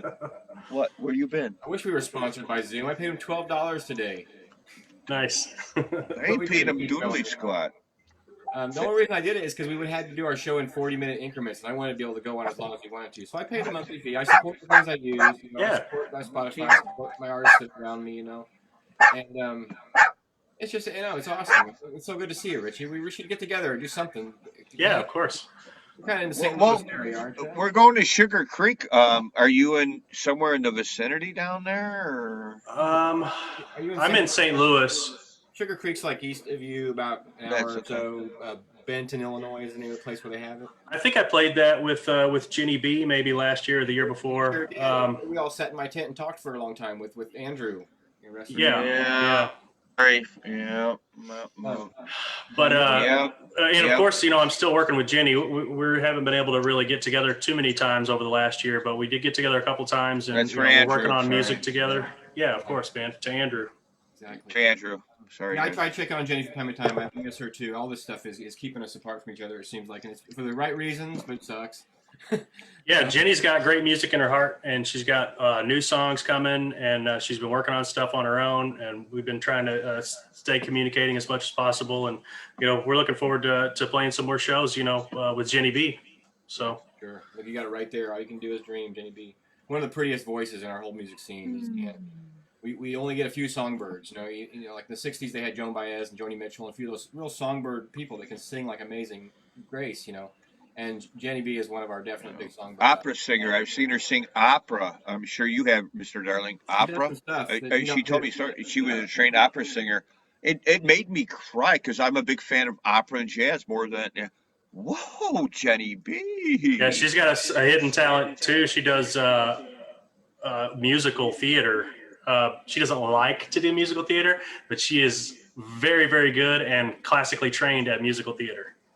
We're gonna get her on the show. She didn't have the gall a couple weeks ago. That's right. Jenny B has not been on our show. I mean, we've had. I'm talking to her management. Jenny B is her management, probably. Yeah. I mean, we've had Muddy Waters, George Carlin. I mean, Dean Martin. I mean, a lot of people. We're waiting for Jenny. Bring him back, literally. Every Easter we have a zombie special where we bring back some. Rob Zombie. Yeah, we can get him on too. Yeah. Rob Zombie. I mean, I thought this was Rob Zombie. I just didn't think he had his makeup on. You told me Richie Darling was actually Rob Zombie. You know what? You keep telling me these stories. He looked like Trevor. He looked like Trevor Clark there, my friend from Nashville, Tennessee. I did. Cool. I bet he's cool. He's obviously handsome. Yeah. Yeah, Trevor Clark. He used to be at one of my borrowed bicycle outside of DeKalb. A great local band. He's ended up in Nashville. Now we have him for just a little bit longer, Phil. So we need to ask. You got a question for Richie that you've been saving? Mr. Darling, you coming up to Chicago area to play any show at any venues? You're more than welcome to stop by and say hello. And I miss you. And big hugs. Yeah, man. Cool. I will let you know as soon as we get back on the horn and start up the whole cycle again. I'm sure I'll be in that area a bunch. Hopefully, I got family in the Peoria area, and of course Jenny's from Normal, and I got one of my music producer friends who I collaborate with on a lot of things, Bob Axelrod. He lives in Chicago, and we've been doing virtual studio sessions, working with musicians from all over the world. We've been doing that this whole year. We were actually doing it even before all this. We had to figure out how to do it because one of the session musicians we were working with moved to New York. So we set up a few that way, and back then, you had to have an engineer here, an engineer there, and we're all kind of in the same room doing it. And now we're all separate. So that it takes even longer to get the same amount done. But anyway, I digest. Exactly. I like it. And I have my question I always ask everybody every week is, Richie, what was your first favorite, or what was the first song you remember liking when you were little? Like growing up no matter how young you were, but you remember a song when you were real small that you remember. Well, you have a cue card with these things, John? I mean, I could have. I've asked everybody this for the last 7 weeks. I love that question. No, it's a great question. I have. The first song that comes to mind when you say that is "Once Bitten, Twice Shy" by Great White. Like, I was so in love with that song, and I would ask the DJs, because at the party used to always play that song. You know, they had like a DJ who would play the song instead of the iPod Shuffle, and that was and of course the video, you know, had all the half naked LA girls, so that was probably one of the reasons why I liked it, I'm sure. Just you mentioning it, it'll be in my head for so long again. Yeah, and I have one specific memory of riding in the car with my mom, and we're somewhere around like Dexter, Missouri, and I grew up just south of there, and we're listening to the radio, and we come across an oldies station, and I had never really listened to oldies music. I don't know how young I was. I might have been as young as like 10 or something, and every one of these songs that came on was just this kind of like this really interesting story, and these people are singing in this like happy way, and you always just wanted to hear what the story said. And that whole day I remember always turning back to that station, listening to all those songs in a row, and it was songs like "Don't Mess Around with Jim," you know, "You don't tug on Superman's cape, you don't spit into the wind," and it was just all that era golden oldies and doo-wop. And I really fell in love with that at that period. And I've never been in any kind of band that really did a whole lot of music like that. But that was when I was really young. I was digging that on the radio. Early music memories are pretty amazing. You know, I always go back to Blueberry Hill. For some reason, I just thought that was the coolest song ever. But I found my thrills. And that was probably played on the radio when I was little. That was played on the oldie station, you know, oldie station. You know, but I love the theory of going up on Blueberry Hill, you know. Yeah, and that's Chuck Berry, right? Blueberry Hill, or maybe did Blueberry Hill Fats Domino? Maybe Fats. I don't know. It probably was done by everybody. We could ask the Googles. Yeah. Somebody asked a question about your sessions that you're doing. If you're running through Pro Tools and syncing them up afterwards, So we're yes, and we're not using Pro Tools, but we're using another digital audio workstation that where you can do nonlinear editing, and the one that we use is called Cubase, and so I'll record a file here, and it'll usually have like a scratch track of whatever instrumentation, maybe just like especially for my vocal, because I'll sing it first just so you can sort of get the placement of the lyrics and the melody, and then I'll export it with my lyrics, and then without the lyrics, send both of those files to the other person. They can pull both of those into their program, listen to the way I sing it, and then turn that one off, and then sing it along with me, or however they want to do it. Yeah. And then send that file back with their vocal isolated, and then I put that back into our project mix and realign it and all that. So. Yeah. If you're not also familiar with Richie Darling, he's a wizard as well. That's what the pipe's for. Amazing creative genius when it comes to music and art and all things musical. I mean, like I said, the flute to the dobro to the meditation stuff. I did see that. I was looking at your videos today, and I listened to it for a good 10 minutes or so. I was like, that's nice. That's a 10-minute getaway, man. If you're just not feeling right, you put that on your headphones, close your eyes, and that'll take you to another dimension. And I designed it that way. I love it. It's great. Yeah, it's wonderful stuff. And you can listen to any of my, I think almost all of the music that I have published you can just listen to. You can buy some of it, but you can listen to, I think, all of it. You just go to richiedarling.com, and I've got YouTube links on there. Also, there's some videos just on there. Spotify's got I did the 6 Chickens in a Bathtub album on Spotify, and I got a couple of singles. And then my back catalog, almost all of that is directly on YouTube. That song is worth $1 million. Are you still updating your Farmers Only account? That song, I'm hesitant to release $1 trillion. That might have a few blocks in it.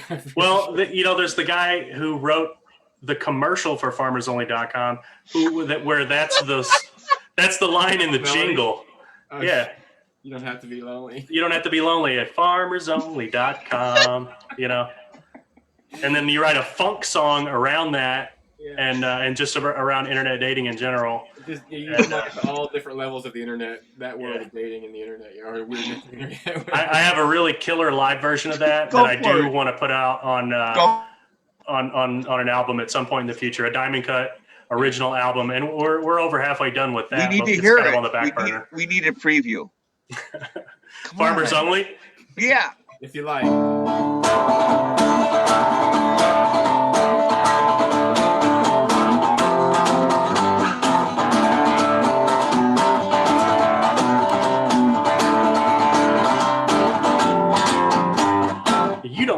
be lonely at farmersonly.com. No, you don't have to be lonely at farmersonly.com. And you don't have to be single at christianmingle.com. No, you don't have to be single at christianmingle.com. And there's plenty of fish out in the sea at plentyoffish.com. You can hook up with a straight up freak at craigslist.org.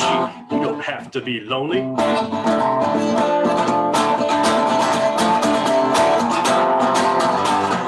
can hook up with a friend from 2009 at myspace.com. You can hook up with an old high school classmate at facebook.com. That's what everybody does. You can hook up with a lifelong partner at eharmony.com, so I've heard. Or you can just straight up have an affair at ashleymadison.com. I saw it on the news. You don't have to be lonely at farmersonly.com. No, you don't have to be lonely at farmersonly.com. And you don't have to be single at christianmingle.com. No, you don't have to be single at christianmingle.com. And there's plenty of fish out in the sea at plentyoffish.com. You can hook up with a straight up freak at craigslist.org. You don't have to be lonely. And if you got Tinder on your phone, you can swipe left, swipe right, swipe left, go! Swipe right, swipe left, swipe right, swipe left, swipe left, swipe right, swipe left, definitely swipe right. You don't have to be lonely. You don't have to be lonely at farmersonly.com. No, you don't have to be lonely at farmersonly.com.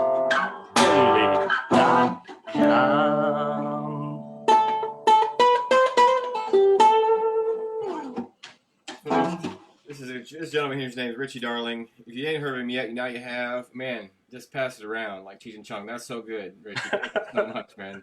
That's the silliest song. It's perfect. It's so good. You know what? Awesome. Some of those places would probably pay you to just release it.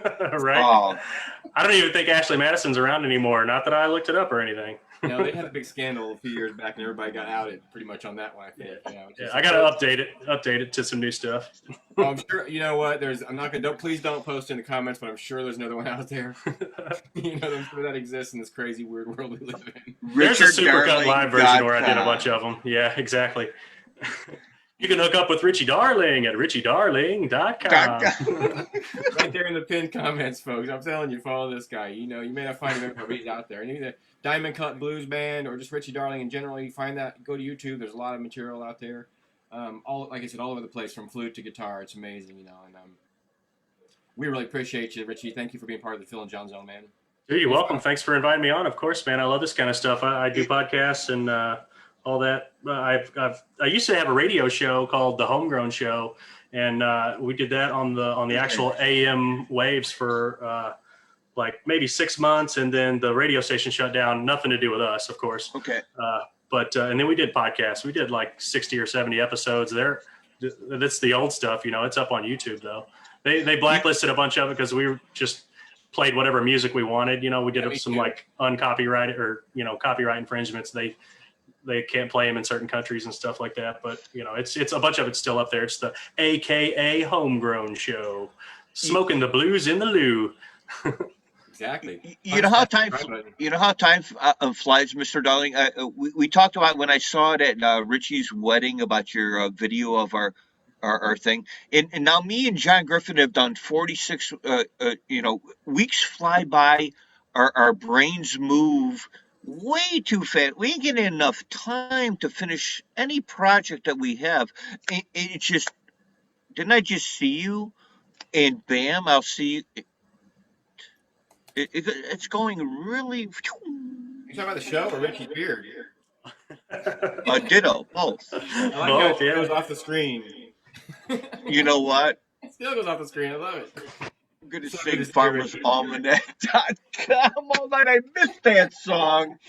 Mr. Darling, I dig that song. You're going to get a different kind of date at farmersalmanac.com. Oh, man. I'm going to put on my suspender. Remember the days when I got chased in the cornfield from the young ladies up in Crivers, Wisconsin? What memories. Well, Richie, we're gonna have to say goodbye for right now, man. But it's really good to see you. And I'm gonna keep in touch. We're gonna do some stuff. I want to talk to you more about that program too. We're gonna do something with it because people got. Wait, where are we going?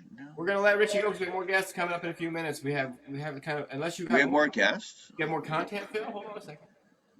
Nothing. Are you gonna quit on me again? No. Okay. Miss you, Rich. Thank you, Phil. Thank you, guys. Thank you, Richie. Peace. Really good. We'll talk soon. Okay. RichieDarling.com.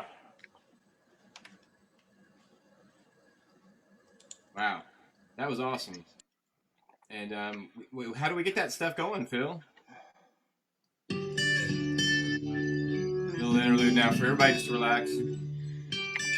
Because we have friends that like to put up with our nonsense. You know, he's got a picture of you on his website. When you go right to his website, richiedarling.com, which I think Mark just finally put the right Yeah, I mean, just That's goofball. Phil. That's Phil, Mark. That picture that he just shared, that's Phil. And this is the kind of stuff that Richie does. It's amazing. And I literally, when that happened, there's a picture of me right there too. When that happened, I literally walked up to Phil and asked, you know, is this or I walked up to Richie and I said, I didn't know you drew pictures, and it was a picture of me. You can't, you just can't. I don't know. You can't beat that. You know, it's pretty crazy. And he does some great stuff. Amazing. You know what I'm saying? So Phil, what do you think, man? It's 5:20. It's 4:20 in Arizona, or no, it's 4:20 in like the mountain region, Colorado. It's 4:20 in Denver. Here's to Denver and all the people in Boulder. I can't wait to get out of when you say mountain range. I'm tired of. I got to get out.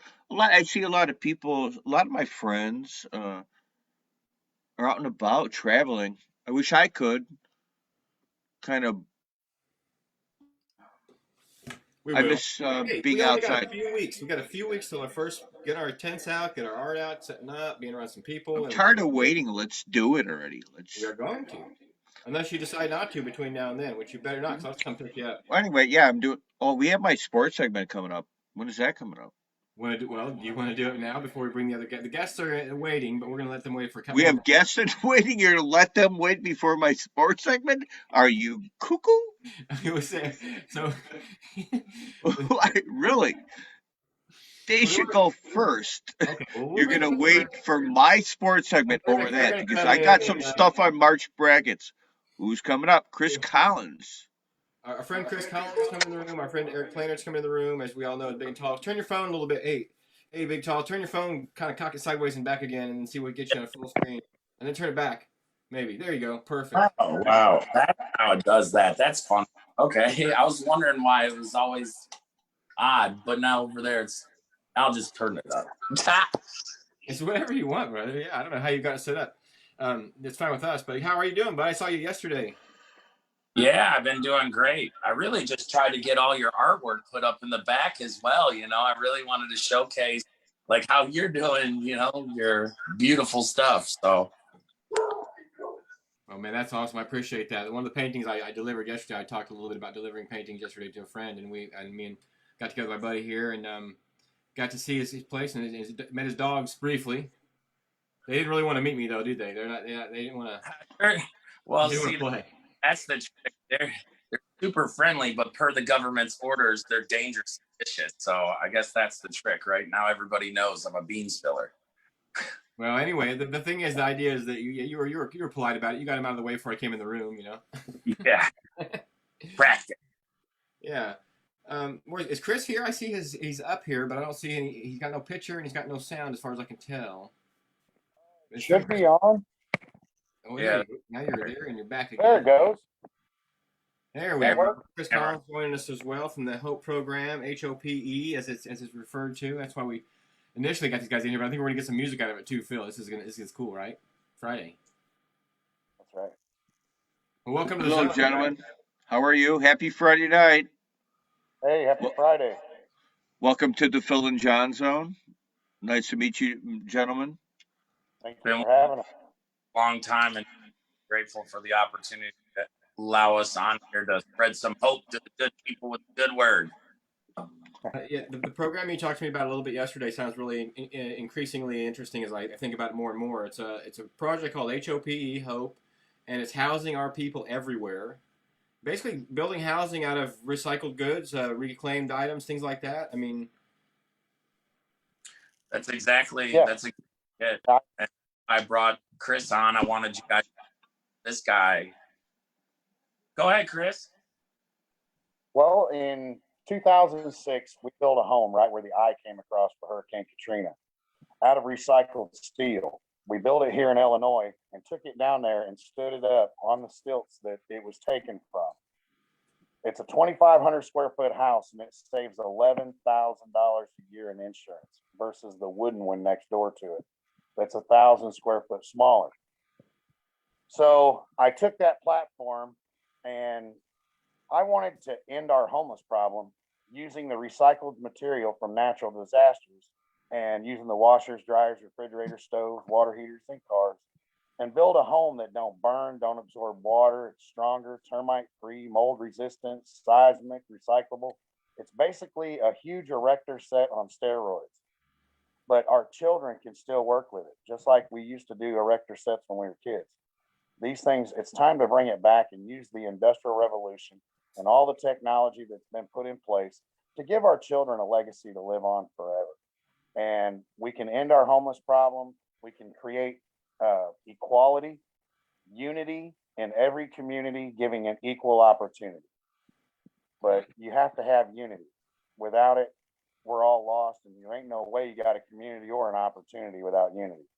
So I appreciate you letting me come on here and share what we're doing. But it's time for the world to know they have an opportunity now to come together and do something wonderful. Yeah, I love it. You're quite the wordsmith as well. I love the way that rhymed and it all flowed together. Unity, opportunity, community, equality, all that. Those are great terms. Those are great words, man. What a great project, man. I talked to Eric a little bit yesterday about if you ever do any kind of auction or anything like that, I would gladly donate some piece of art to you guys to help support that situation however we can. You know, it's definitely a good cause, and you see it everywhere you go. And in my town, it seems to be growing as the years go by. That particular community, the unfortunate folks, So yeah, it's a wonderful, wonderful thing for what you're doing there, Chris, for sure. Yeah. No, I love your artwork, man. I've been admiring those pictures for the past couple of days, and that sunflower's something else too. That's pretty cool. Yeah, it turned out really good. That's fun stuff. And he claimed it like, shoot, that was probably 3 or 4 months ago when he really saw the painting and he liked it. And I was like, I'll hold it for you. I kind of reminded him like a month and a half ago. I was like, I still got it, And he's like, it's okay, we're gonna do it. And then things happen, and the world it spins us around like a spin cycle, and then we sometimes we don't always get to do exactly what we're gonna do. But then like I got home this week, I was like, hey, what are you doing? I'm gonna be in Bloomington, I'm gonna drive it up there for I did like 5 stops in Bloomington yesterday. And I'm gonna bring it to you anyway. Basically, is what I was gonna tell him. Is if you told me, Eric, that you didn't have the cash, I was gonna be like, well, where's you live? Because I'm bringing it, But so it's important that he got that. That's pretty cool. I'm glad you enjoy that too. It's what we do. That's awesome, brother. We make art. We try to share that with the world, and see what happens. That's right. Shared that. I've already been sharing that. Yeah, and everybody just blows it up. I had to start tagging you in it. Like, hey, this guy, he's the artist. Like, well, that's awesome, man. That's awesome. That too. Is there a website where they can see more information about the Hope program? Yeah. Yes. Don't put in the www. Just put in hopeforhousing.org because it's got that HTTP instead of the www. So we just say hopeforhousing.org, and you can put in the number 4 or the FOR. Either one. Well, yeah, it's already popped up. I'll put down the pin down there so you guys can check that out. And this program these guys are going on sounds like a wonderful thing. It's a good thing to help out where we can. That's all we can do these days. It's all, I mean, interrupt there. I was going to say in 2011 we built a home out of recycled cars from Hurricane Katrina. We built it in the middle of the woods with cordless screw guns to prove we could do it in any jungle on the planet.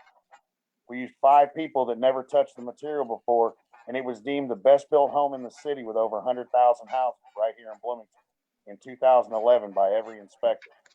It was built 1,800 square foot, 9-foot ceilings with no dumpster. Okay. I want people to understand this. This machine makes the material to the length you need it. If I'm making a 40-foot truss, that's a 40-foot piece of metal coming out of there.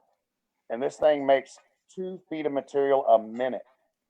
Wow. If you want 100, 1,500 square foot homes a day coming into your community and giving your kids an opportunity, look at the jobs that are about to be created by our children. So that's what this is all about. It's a way I want to reach the children from 8 years old up.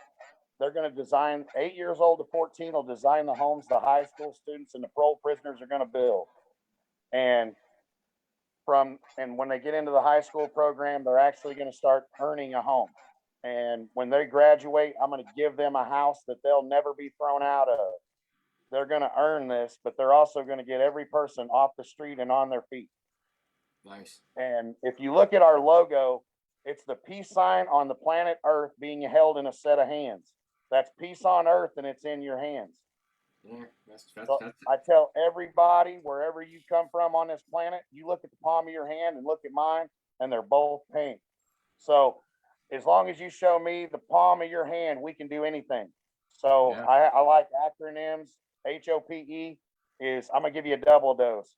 Humans on planet Earth housing our people everywhere. Yeah. Now, unity is you and I together is why. So I'm gonna let you guys talk for a minute, but thank you for having me on here. I really appreciate Thanks, bud. Thank you for being that. Letting us know that it's a great. It's just wonderful. All of it's wonderful, man. It's great for sure. You know, I don't know. I can't wait to help out with it a little bit and see what happens next. You know. And we never asked for a handout either. I mean, like when I bring you in, it's because it's not just us who love your art. It's all over that's going to love your art and want to share it everywhere. Every kind of artist, thespian, musician, I don't think it really matters. We're all in the same game on the same table, just playing chess differently.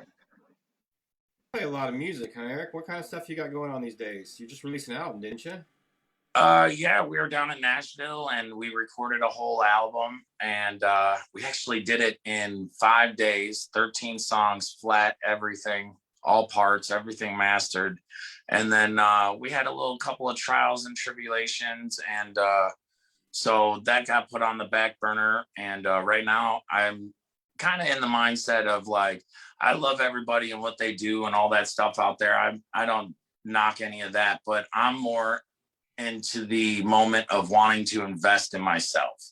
I can pay these guys down in Nashville thousands of dollars over and over and over, but if I just took those thousands and put it into a studio that I'm building with all the same stuff, like he said, Cubase, I use that. There's a couple other programs that I'm going through, just tons of stuff. And so, what's the difference really? And now I'm not set by any boundaries or rules. Like we partnership with a radio, and I'm critical now for you. I make funk for a living. I'll make hip hop beats. It is really avant-garde. I really don't care. I'm trying to spread the good foot with good people. Yeah, I dig it, man. I dig it. You want to play a song or something? You got your guitar out, man. I think that Chris is ready. I'm ready. I'm gonna mute everybody else whenever I do it, so you have to unmute yourself afterwards. But Phil, I'm sorry in advance. I'm gonna mute you. And tell us a little bit about your music, like the name of the band, at least, Eric, what your production is, so they can find you if they need to, okay? Oh, yeah. Well, the name of the band, which you'll appreciate this, is it's Dead Man's Dog. And me and Zach, actually, old Hafe, Straw Hat, made this band with the both of us in his barn on his farm one late summer night. And every time we played, that's what we would call each other. And when his tragic passing happened, I felt that it was like almost like an ode or a nod to him, that like his spirit will always be within the music to live on, I hope. So this is called Smiling. Wrote this a while ago. I actually wrote some stuff just now, right while you were talking to all those other musicians to play right now. And I was like, well, maybe, I don't know, in the moment sometimes, but I'll have to do that just on the spot, Johnny on the spot, one of these. We're open to anything, brother. Our good friend Eric here, buddy. As you might know him as other things, but here he is. All right.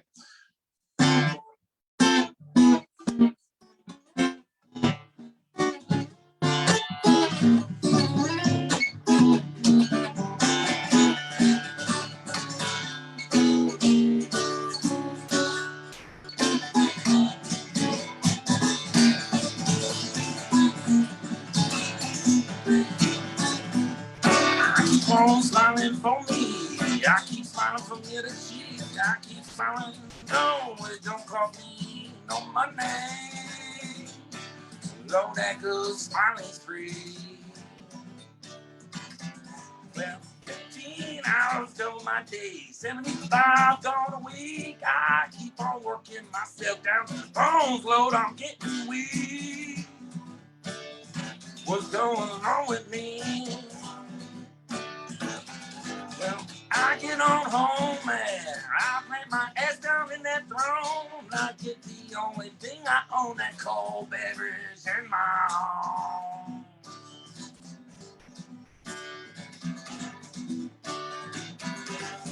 No matter how rough it goes, that feeling starts in my nose down to my feet. Baby, I'm trying to tell you, know about it. You know about it, no. Well, I don't care how much money you got, baby, you can't never pay me.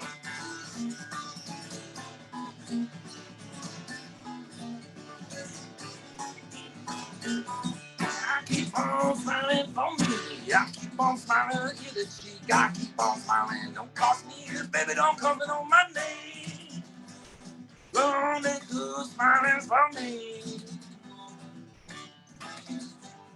Well, I get on that road, keep on traveling, looking for that good old creek. I need to get that water, I know.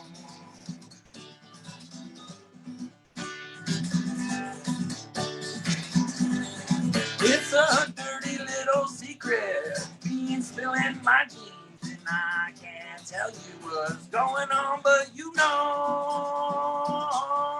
what I mean. Well, I don't care how much money you got, baby, you can't never pay me.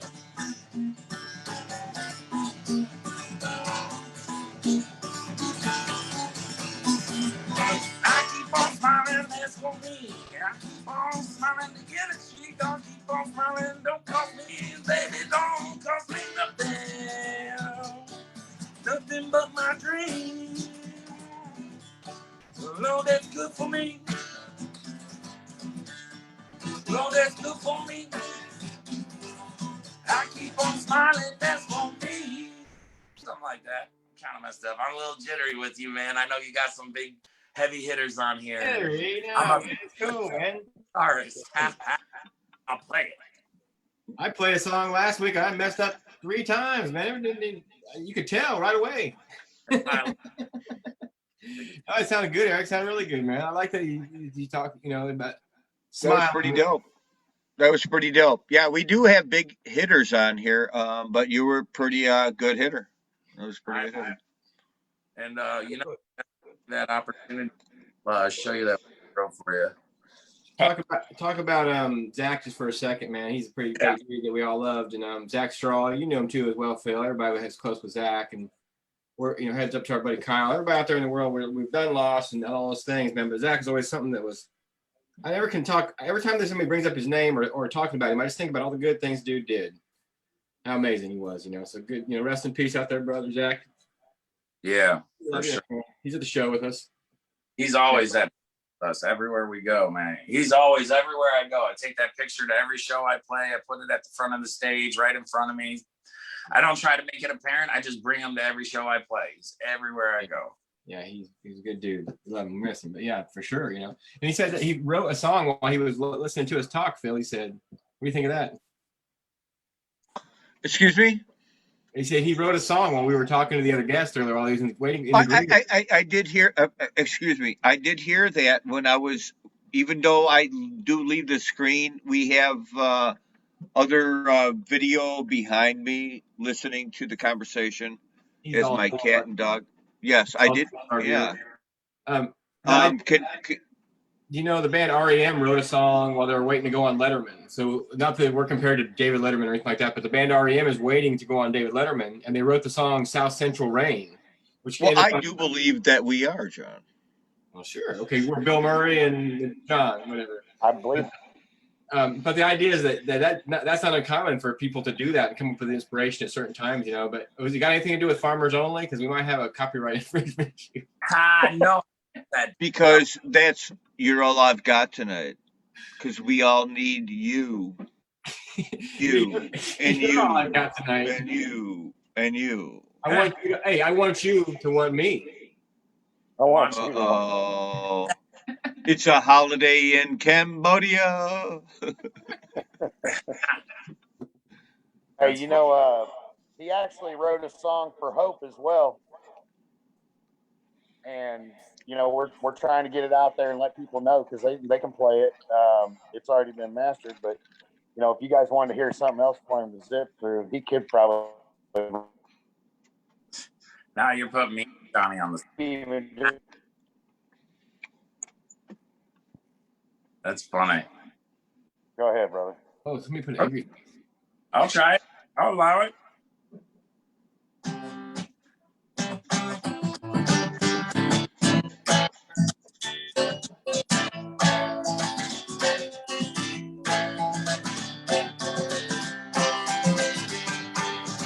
Well, I'm just sitting on this Bill and John show. Early in the day, I just hopped on and rode my bicycle. Well, I pushed that pedal down that road right in my. Well, the days go by and the ladies get a little longer. My steps are shortening up.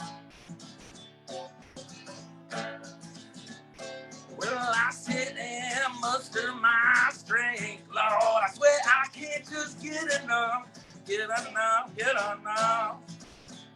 So I push that pedal down, a little bit easier road I go.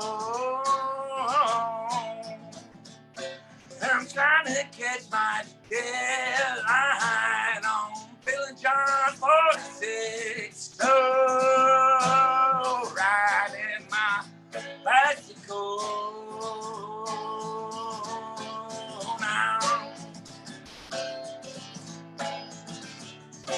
And then they let me bring Chris on, spreading that hope I'm gone. Baby, just to let me on. Going on, spreading that good love like you know we own. 'Cause I know what you need, I get that, baby, it's all for greed. I'm gonna light this fire in me. 'Cause I'll be your friend, even if you don't know me, my man. Now I'm gonna lend you my helping hand. 'Cause I sit on this Bill and John show.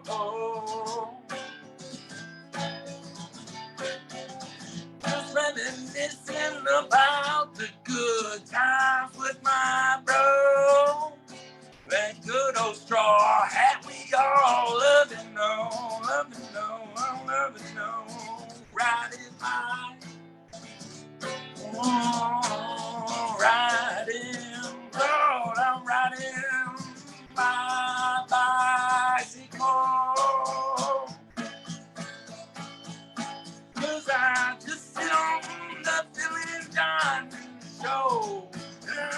With Chris Collins trying to spread that hope. I'm trying to tell you, baby, if you don't know, baby, this is the Bill and John show. That's for you off the cuff, baby. We got our partial new theme song music there, folks. My good friend Eric there, buddy. Yeah, wonderful, man. It's good to see you guys. It's wonderful to see you guys in the zone. We appreciate it so much, man. Spreading the word about what's out there in the world, you know. I'm like super grateful. It's like a bucket list crosser hanging out with you, because I'd be with Zach all the time and he'd come back from Hartford and be like, oh, you gotta meet my friend, you know, John, he does all the art. And then I figured out you were the guy doing all the artwork, and I was like, fuck, I need to, sorry, I swear. I was like, I need to know this guy, you know. Like, yeah, well, cuss jar, Phil. He cussed. I did. I'm pretty good at that, but I'm really bad at swearing in public. So like, hey, but we're not. It's not a kid show, folks. I have to mark not made for kids on YouTube when I upload it. So it's not. Yeah, you can't fucking swear on the show. My mom will get on there and she will be fucking pissed. Easy turbo. Dude, for real though, it's yeah, awesome. fucking for real. That you guys are Thank you guys so much, man. And we're spread the word about hope. I got to pass the code, the website's up there in the feed. You guys check it out, and we'll do what we can. If any events come up that you guys are doing, you can let me know, and we'll feed that to the world. You know, we'll make it we'll make sure people know about it as best we can. That's fundraising we're gonna do. I mean, that's what we're planning to get local artists or just artists, you know, because we all artists struggle. You could be, you know, I ask myself this question all the time: would Jimi Hendrix be known today? I mean, do you even know who Eric Gales is? Most people don't. You know, it took me forever to figure out who JJ Cale was, and I almost beat myself with a brick. You know, it's like, wow, it's 27 when I found this guy. What? Yeah, right. It's okay. I got to discover music later in life. I got pushed a lot of music away when I was young, and I just some other genre of music told me not to like that genre of music, so I pretended I didn't like certain music when I was growing up, you know. And as I got older, I found different parts of those music that you can't be denied. You know, I jumped back into country music and hip hop and everything else that I kind of pushed away for a while. I realized I just wouldn't have a broad enough eye on it, you know. And we had country music crammed down our throats when we were kids. Like Glenn Campbell, right. Eat this now, you know. And now I love him, but back then it was too much pressure, I guess, for my older people, my families. I got something for like a preemptive strike. You were asking him about like music back in the day, you know. Here's something that's kind of funny, like weird. You wouldn't expect people like us, you know, like, oh, what's your first couple of albums? My first 3 albums were Spice Girls, Bone Thugs and Harmony East 1999, and TLC. But to answer your question about the song Janet Jackson song, I was like, that's it. I love soul music. I love funk. I know the song. What was the Janet Jackson song? Nasty? I don't know, but it might have been actually. I don't know. It sounds I grew up when I was a kid, man. Michael Jackson was huge, you know, and George Michael even, and Madonna, and that stuff was, you know, in the 80s, the 70s, and the 80s. And I found a lot of other music along the way, but there was a time in my life where it was all the pop crazy. You got to, you know, everybody has that it enjoys that for a while, you know. I think that's why it's there. I'm not surprised. I like everybody who says what they liked when they were little, it just tells us how old they are. Right. I like that you know, everybody can talk as much stuff they want about Michael Jackson or whatever his extracurriculars. You cannot hate on the man that wrote Billie Jean, for real. I mean, that bass line, that song in general. I mean, you know, Michael's an entertainer. He took part in some amazing music. There's hands down from the time he was 5 years old until he's gone. There's so much good music there. Bob Dylan, those guys, just ghostwriters, writes for people, gives the band the music, never even known unless you read about it. Yeah, you know? We love Michael. We got to get back to the bus stop, though. I think that don't stop till you get it. Yeah. I love it, man. I do it all over the place, man. What do you think, Phil? You got any questions for these guys before we let them go? No, I'm just listening to your conversations. No. Are you on the show or are you just watching it? Well, it is my show, the Phil and Jon Zone, and yeah, it is, and I'm observing the younger generations of hip hop, and I'm waiting for some Deep Purple and some Rory Gallagher, and actually Alvin Lee from 10 Years After. So just. Well, let's let Chris answer the same question. Like when you were young, Chris, like what music spoke to you when you were very young? Like the first thing you remember music, like what song you think? You might have just froze. Oh, Here we go. No, somebody just tried to call. Had him shaking the shaker earlier today while I was playing. I was like, see, you're gonna be a musician. But when you were a kid though, Chris, we lost Eric. He'll be back. When you were young, like what was the first song you remember speaking to you or like grabbing you, you know, and making you think about music? Wow. I mean, I love all music. Yeah. I mean, it's the artistic. There's no right and wrong answer. I don't take a pick to one because I could listen to all of it all the time, and you could just put it on. It's showing the creativity that people have done, and you know, I tell everybody that a dream is just a reality that hasn't happened yet. But when people take those dreams and turn reality, we all get a share. For office. No, but you don't remember like a song when you were little, that, like you just remember like wanting to hear again, or like just maybe thinking about that song. Randy Travis, Digging Up Bones. Nah. You know, yeah. I was back, you know, I grew up in North Carolina, so I was in the country at that point, I guess. That's what I would say. That if I had to think of one, that's one of them that I actually love. And you know, of course I like singing it with him. So if it was playing, I was singing it. That's awesome. He has an amazing voice. That Randy Travis is one of a kind person. He's one of a kind singer and musician for sure. See, and you never know. That's the question. When we don't have any choice when we were young, like when the music's being played in the radio in the background, or what your parents are listening to, or what your uncles have, or your grandma likes, whatever it is that you hear when you're little, we don't have any choice in that. But that's kind of the beginning of where that journey begins into music, and where we end up, and you never know from where you start to where you'll be, you know. And so that pretty much applies to everything in life, I think, for most of our folks. If I'd pick another, I'd say John Mellencamp. Are you? I'm gonna guess you're. Are you in your early 50s?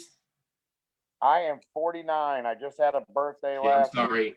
I'm 48, so we're in the same boat though. So the music you're talking about, the stuff I remember on the radio, that, like, you know, especially John Cougar. That's what I'm saying. That's what was on the radio. So yeah, John Cougar was cool, man. What's funny? I got a funny story about that. Actually, my dad turned me on to Bob Marley. Like, these are my.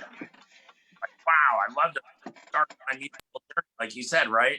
I put on the Doors or some Doors song the other day, like a year ago, and he was like, "What's this shit? Turn it off." I was like, "Whoa, bro, easy, Turbo. What do you mean? What's this? Turn it off." I was like, "This is your favorite band." He's like, "I don't like this." I was like, "What? What happened to you? Like, what changed from then to now? You know?"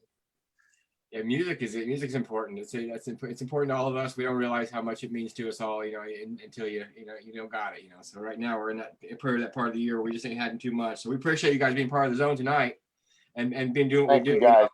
Spreading the word, and music wise, and just all of it. It's awesome, man. We're gonna let you guys go right now, but more zone to come. So folks, don't go too far, okay?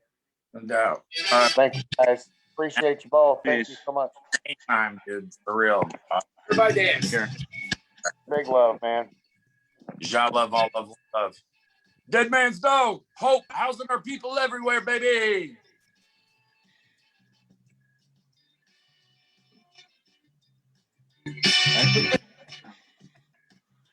No dancing. Hey, John.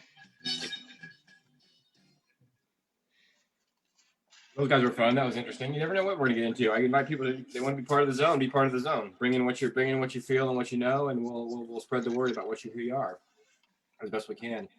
I love that question, Phil, of that music. It gets people, and then he was waiting for it, so I gotta like figure out a different way to word it, so they don't know it's coming. But that's fun though.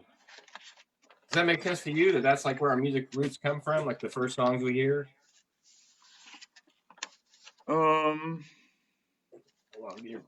Yeah, from parents. Mine was through the parents. The first notes on your thing, if your parents, when you were born, what you listen to.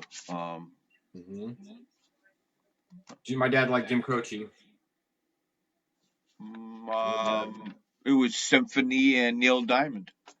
Yeah. Yeah. And then yeah. That's kind of a conservative choice, I would think. Neil Diamond is like, he's kind of a rocker, but he's clean. But if it doesn't happen over and over, then you forget about it. But if it was repetitive, and my dad was an accordion player and in part of a music scene, then it instills in your brain, and that's what happens. So that's what my music is, and I still enjoy classical music because it's so tight. So I miss some bands that are tight and not playing little dots on a keyboard and playing a bunch of dope. Never mind. I agree. You want to talk about sports tonight? I mean, have you really thought about sports? What do you mean? Why do I do? What kind of sport? What did you get? Sports minute. You got a minute for sports? All right, here we go. At least a minute for Phil and sports. All right. Hold on. Give me my sunglasses. It never happens that way that you get told right when I introduce you. All right, Phil, Jones, sports, awesome. Woohoo! Hold on. I can't. It's live. It's going through. We're waiting to film. Okay. The bracket time tonight. We're going live. Yeah, the bracket time. Who you got tonight for tomorrow? Loyola is playing Georgia Tech. I do believe that Loyola's going to win. Baylor and Gonzaga, I do believe will be in the final. But Sister Jean, she's 101 years old. Here's the Sister Jean. Sister Jean is a nun at Loyola University in Chicago. She's 101 years old. She's swift as the son of a gun. And Loyola's back Sweet 16. Watch out for Syracuse. They could. They're playing Houston tomorrow. There could be a sleeper tomorrow. Alabama. I like Alabama. And I like Arkansas playing. They're a sleeper. But I do believe Gonzaga and Baylor are going to come through. Michigan is playing Florida State. Michigan, come on, Big Ten. Big Ten had nobody. They were supposed to. They only have one out of Sweet 16. The Pac-10 is playing good. Come on, Loyola, Sister Jean, go. I appreciate it. That's awesome. It was all big. It was all March. It was all the brackets because I was influx of the dog and. So, did you win any money in your fantasy stuff yet? Fantasy. You'll never win at fantasy. You'll never win at gambling. You'll never win at fantasy. It's like a thing. It's like therapy. It's like therapy. It's like, but gardening is a good therapy, and my plants are coming up. My nasturtiums, my zinnias. Yeah. You have daffodil? Yeah, daffodils. They popped up this week. But you live some people think we're neighbors. You're way down south. You're like in You're at a different elevation than me. You're way up there. Well, you're a different you're a different ethnic how do you say it though? Slang. You're from Chicago. When you go down south, you're from Chicago. How do you say it? Decatur. You're from Decatur? People have said to me before that they can tell I'm from Decatur by the way I talk. Somebody's asking me what's going on right now in the middle of the show. Tom Anderson. Hey, Tom Anderson, you're asking me what's going on. I said, good. He said, how goes it? I thought of a good idea for... Hold on, let me call him. Hello, Tom ring, Anderson. ring, ring. Have you ever heard of those? Yeah. Ring, ring, ring. He's typing right now. He wanted to come on the show a couple weeks ago and talk about... I'm super psyched for the March brackets. In Chicago for a service for my grandma. Oh, the work never stops, man. He wants to work right now. I'm doing the show right now, Tom. If you're not paying attention, you should buy a ticket, take the ride. All right, Phil. So what are you gonna do tonight, man? Tonight, I'm gonna eat something good, watch a movie, go get some fast food on a Friday night, finish up painting the room. Looking forward to going to Sugar Creek. Finally have something to look forward to not something to, but I don't know. Well, that's awesome. Time flies. It seemed like we did our last show like 10 minutes ago. Yeah, I mean, time flies, my friends. And I miss all my friends. And the one thing I can think about the time lapse, because I'm really terrible with names, that I remember a lot of the people's names that I've met. Now I think I know their names now when I see them. Hey Brian. Hey Adam. I mean, there's certain names that I'm going to remember because they always hassle me going, you forgot my name. No, now I do because it took me a year off. Are you even paying attention? Somebody's trying to start a car outside and it's not starting. I think it was my buddy Colton. He's gone now. He left. I'm paying attention. What did you say? Something about the colors you're seeing are so pretty? No, I didn't say nothing. Did you have edibles before the show? No. Hey, it's legal. It's Illinois, folks. It's 4:20. Oh, wait, no, we missed it. Damn it. It's 6. We missed 4:20 by an hour and 40 minutes. Yeah, you missed it. Uh-oh, here's Amy, folks. Hi, Amy. My wife, Amy, real quick. Just say hi. Hi, Amy. Hi, There's Patrick. Hey, Patrick. You have Snoopy. You have Snoopy on your shirt. Happy belated birthday. Thank you. Thank you. I forgot it was my birthday all day, so it's all good. She did really a good day. You rocked it. Yeah, we did. She did. I didn't. I was just here. I was probably making messes and stuff. 46 weeks, Phil. 46 weeks in the whole. How many? 46 weeks. 46 shows. It's only 4 o'clock in California. They want us to keep going. So the alphabet thing, the ABCs. What about musical instruments? And we can make up some. You can have a few Dr. Seuss musical instruments in there, but do you think you can name a musical instrument that starts with every letter of the alphabet? I don't think I could. I'm being honest with you. I don't think I could. Whoever goes first gets to the hard letters. So I'll go first. We're going to do this right now? Yeah. All right, go for it. Musical instruments, okay? All musical instruments. And A is for accordion. Well, that was simple. All right. B is for banjo. Perfect. C is for cabeza. Cabasa. You know what was it called? The cabasa, Patrick says. Hey, I have no sidekick. Come on. Hey, keep it down there in the rodeo. D is not a hard letter for instruments. You know, if you're going to say all the things, why don't you just tell the whole story? You have D. I can go. We should go dobro or I'm going to go dobro. Perfect. E. The every phone. We can make up a few. What the hell is that? You lose. No, I jumped on that one. The E is for the egg xylophone.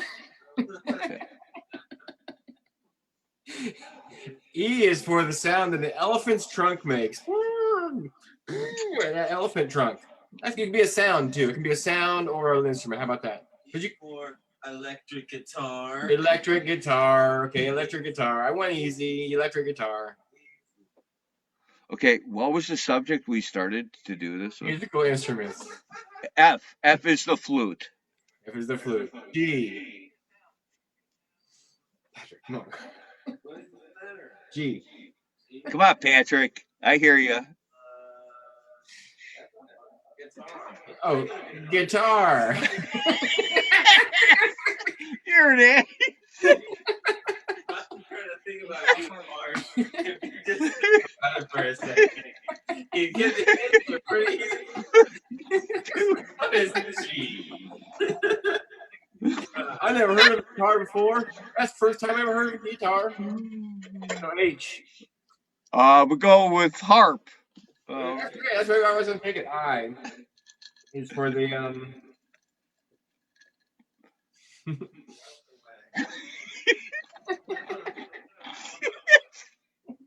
itsy bitsy guitar. No, come on. That's a hard one. Come on, look it up on Google. Come on, Patrick. There's no Google window open. You can't see no Googles. Facebook. Itsy bitsy spider. What the hell is that? An itsy bitsy guitar. No, how about this? Here's an itsy bitsy violin for all your worries. Yeah. Okay, J. Take it from J. I can make up a few. You have a Not really. You can't. No. we have a rule. Brown. JALAT. THARAN. Okay. Here's It's a porcelain bowl filled with water. Okay, here's the thing. Pick. I don't leave now. What was the point of the thing? You could have went Iron Butterfly. Iron. Okay, all right. But it is. An iron It's butterfly. itsy bitsy guitar. Okay. IJ is You're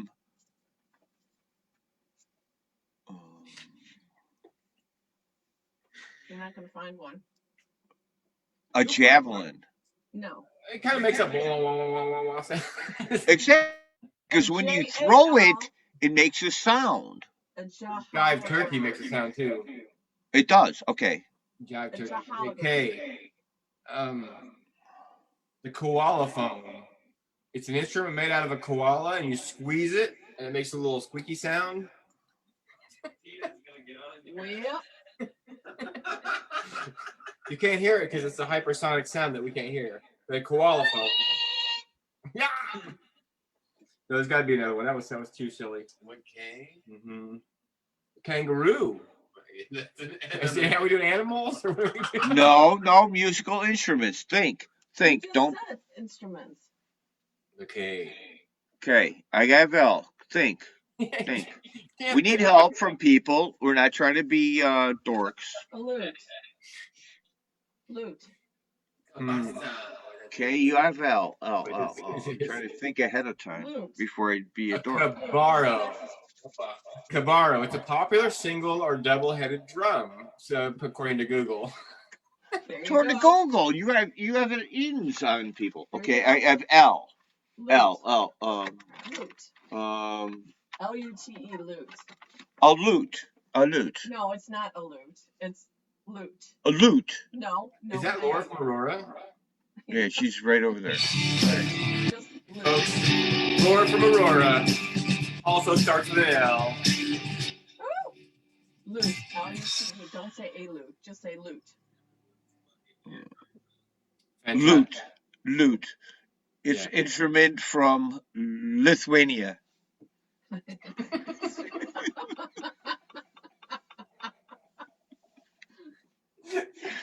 Lay down. M is for a marimba.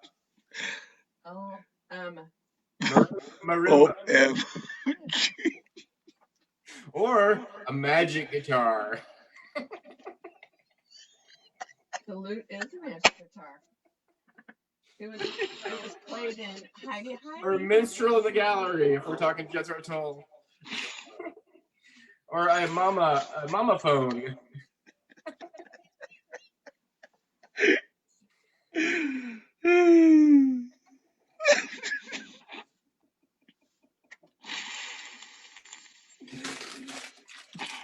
Circus. I got it from the true value, so they're already stale. All right. Okay, you have N.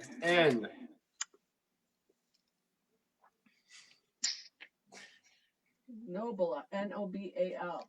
Straight brass horn. No, let me think. I don't know. Quit looking on the internet. You ain't gonna find one that begins with unless you're in an orchestra. N.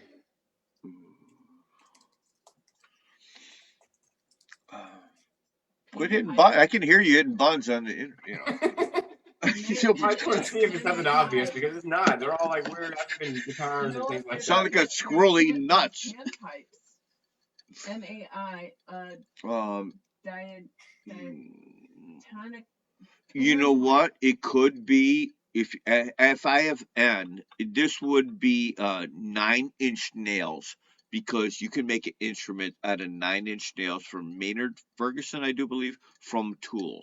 9-inch nails. All right, nails. You can make a guitar out of 9-inch nails. It'd be a big ass guitar. Okay. 9-inch nails. Oh. It's for the That makes no sense. Actually, we're looking for an instrument. We would call the bang some 9-inch nails together like a ding ding ding sound. Yeah. Oh. No, we're looking for. I was just thinking of that song. I listened what you said, but there's not an instrument. Just trying to think of something. We're trying to think of something people would know. If I looked on internet, everybody would know everything. everybody would know. Sound. Oh. Ohio. Oh. No. Oh. Obro. Yeah. See, he almost got Dog it. roll. Obo. An obo, not an obro. Obo. Obo. Obo. Oh, okay. Oh, bro, you want to go, bro? With an obo? Come on, bro. I play my obro. I'm way cooler than them oboe players. Not to be gender specific, folks. It's all good. Obro. What letter do I have? P. Pan flute. Yeah, you got a pan flute, Laura. Piano. Come on, I got a P. Piano. Okay. Piano. Piano. Q. I don't think there is. Piano. The Queen Mary harp. It's a real thing. Look it up. I just did. Come on. Q. Okay, maybe this be my made up one, like a quality guitar. No, a quick guitar. That's good. That's good. Quick. If you're quick and you're tight, hey, it's all right. Jeff likes yellow flowers. I have R. I'm going to pass on this one. We're just going to go like this, just because I can do it without saying that. I'm just going to go like this. R. Right. Rustic. Right. We're going to go with rhythm guitar. Rhythm guitar. That's pretty good. I have to say that's pretty. Can we do it with a rhythm guitar? I was gonna say rolling piano. No, that don't work. Roland. Oh, no, I mean if you say it's a Roland, they know what they're talking about. Because I thought it was the guy's name when I was younger. His name was Roland. Roland guitar. So rhythm guitar. That's great. Now that works. Rhythm guitar works. I'll take that. You have R. You have S. You have S. S. Saxophone. Or saxaboom. How about saxaboom instead of saxophone? We'll go with Tenacious D on that one. Tuba. Tuba. Tuba. The U. What did I know? It's flugelhorn. Damn, I should have used flugelhorn. U. That's another hard one. Euphonium. Come on, you ukulele. I'd use euphonium, but Patrick was going to give me that. The euphonium actually. Patrick, what are you doing, man? And it is the EU. I want a pizza. The untuned guitar. I chose A because I knew I'd get the hard letters. It's not A's not a fun one to choose. You get It's your fault. You get IQ. You should have been the John and Phil zone, not the Phil and John zone. Then it would, it would have been different. Okay, come on, let's go. V. My turn? No, the U is the umbrella tone, which is it's a special kind of guitar that I'm going to invent. Special kind of guitar. So you can play in the rain. It's plastic. It's waterproof. The umbrella phone. You want to go pee? It's funny. It's funny when you get older. Yeah. And people are watching.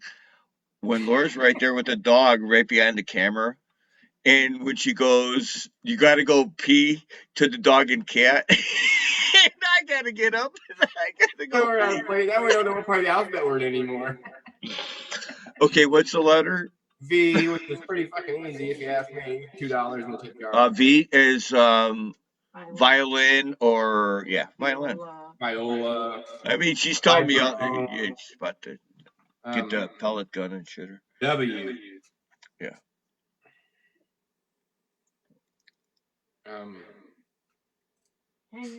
She's got the answers already. Yeah, she's got the answers. She's got Google too. W, come on. What is it? I'm gonna say a whip slapstick. What's he on? Or a willow flute, or maybe wind chimes. Willow flute. Okay, you know what, W, I get no excuses. Because I actually play. Yeah, you're gonna play. Washboard. Washboard. There you go. That was a good one. He just picked it up. I got no excuses because I play the washboard. So W is for washboard. What's after W? W X. X. Xylophone. Wait a minute. We're out of order. You got a xylophone? Yeah. I don't have it. Words ever. X. Xylophone is xylophone begin with an X? Yeah. Okay, I'm just guessing. I mean, people are probably looking at me, and if they're looking at me, they're nuts for watching our show. People all The over xylophone. Google that. Xylophone. Xylophone. Oh, No, it's a Z. No, X. How about Xylophone starts with an X. Yeah. It's one of the only words that starts with an X. X-ray, xylophone. X-ray spec? Great band. So why? I'm gonna go with Is it ukulele? No, that's you. Why? Oh, you would have been ukulele. Yeah, that's a bummer. I had ukulele. I'm gonna go back to you, and I'm gonna use ukulele. How many ukulele?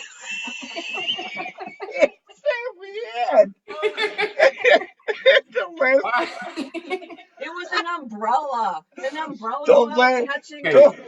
I got Y is gonna be a special one because Y I'm gonna use my guitar thing. The Y stands for yellow V-neck guitar. It costs $30,000 at a store in Nashville I went to one time. So that's what Y stands for. Yellow V-neck guitar that cost $30,000 that I saw at a store in Nashville. And I don't know who's. I think it was Neil Young's guitar. White or yellow V-neck.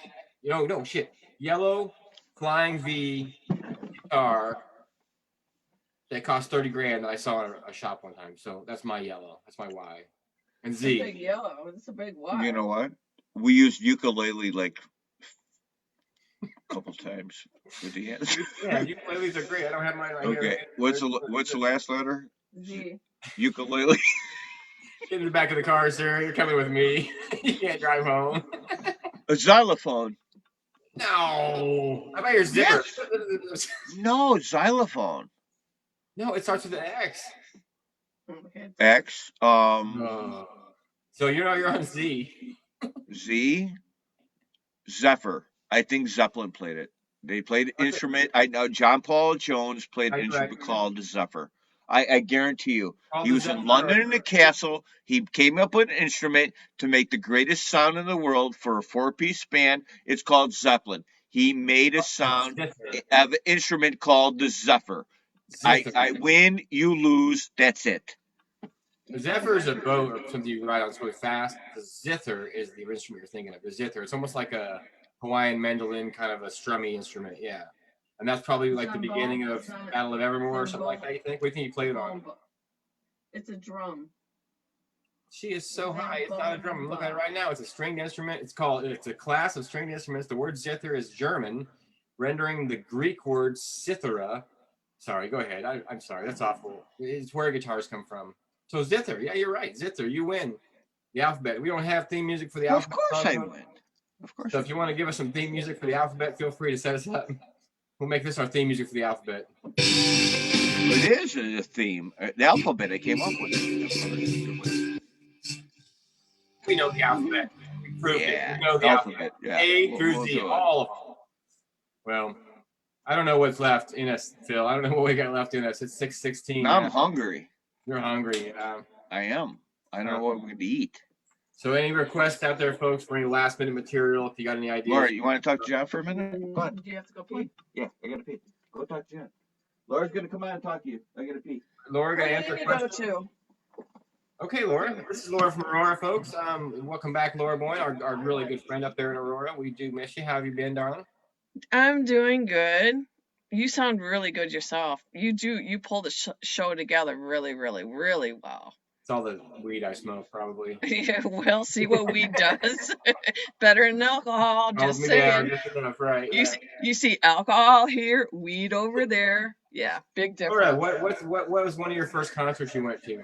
My first concert that I really went to, honestly, with the ticket I had to purchase was Styx. And it was in a Wheaton, what do you call it? Wheaton Fairgrounds type of thing. A Wheaton County Fairgrounds state or shell. My biggest concert that I went to, my first one at the amphitheater in Chicago, was Alice Cooper. Nice. Tinley Park, or was that Tinley Park? It was downtown Chicago at a place that's no longer there, the amphitheater. Okay, no, that's cool. That sounds. I thought you meant like an actual amphitheater. Was it like an amphitheater place? Did it have was outdoors with a lawn seating? No, it was inside. Everything was inside at that point. Nothing. Posters, man. Nothing was, huh? What a bunch of posers.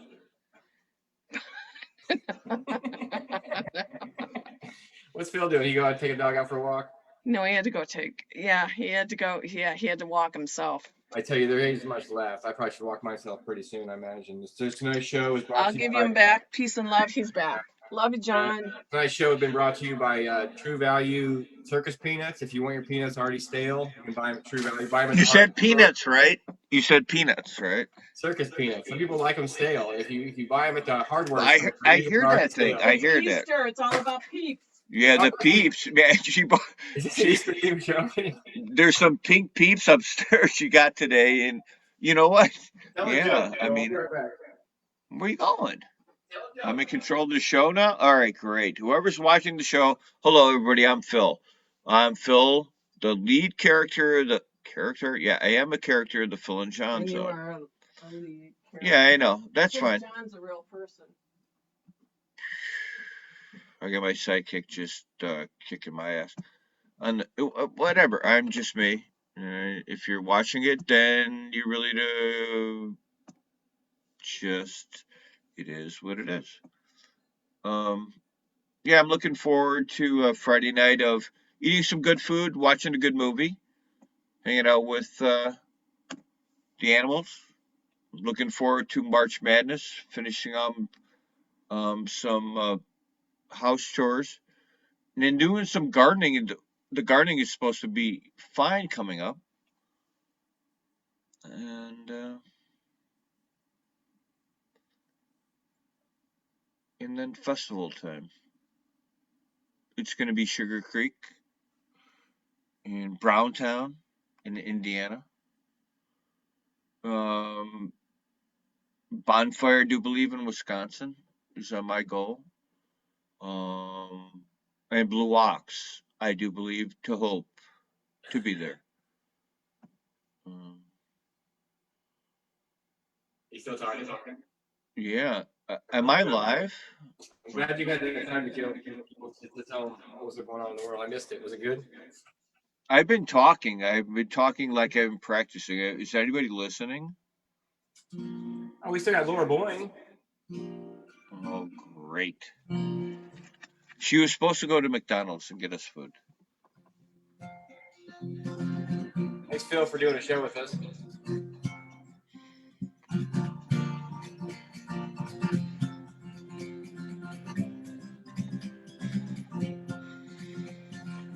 Going down the road, feeling bad.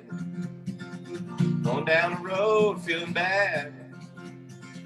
Going down the road, feeling bad, Lord, Lord, and I ain't gonna be treated this way. These $2 shoes hurt my feet. That jailer won't give me enough to eat.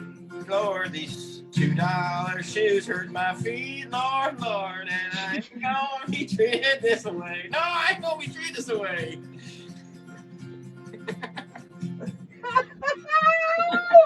I'm going where the climate suits my clothes. I'm going where them chilly winds don't blow. Going where the climate suits my clothes, Lord, Lord, and I ain't gonna be treated this way. We're all going down the road, folks, one way or another, and hell no, we don't want to be treated this way. No way, man. No way! I'm on the road feeling bad. Bad luck is all I ever had. Going down the road feeling bad, Lord, Lord, and I ain't gonna be treated this way.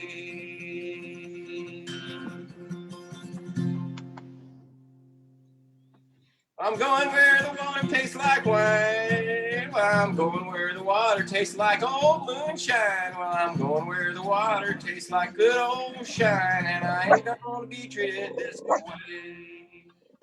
Thank you, folks, for tuning in to the Phil and Jon Zone. We so appreciate it.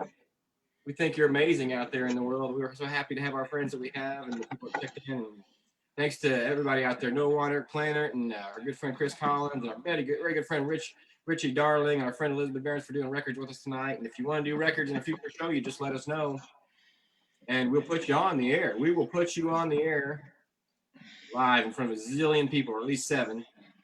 And we'll 7? That's it. and we'll have our show based on what happens next, man. We really thank you all for coming again. Philly, last word, bud, to the crew, to the people, the tuners. Thank you for tuning into. Thank you for coming out to the show and watching. Thank you, John. Thank you, Richie Darling. Thank you for our. Thank you for just having a good Friday. I can't wait to give everybody a hug who's watching the show. Love you, John. Love you, Amy. Happy birthday, buddy. Keep painting. I'm painting.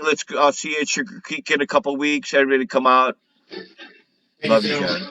Let's have that theme song one more time. Theme song for you.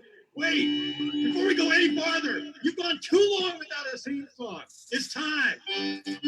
Don't go anywhere, Phil. We'll let it. Okay.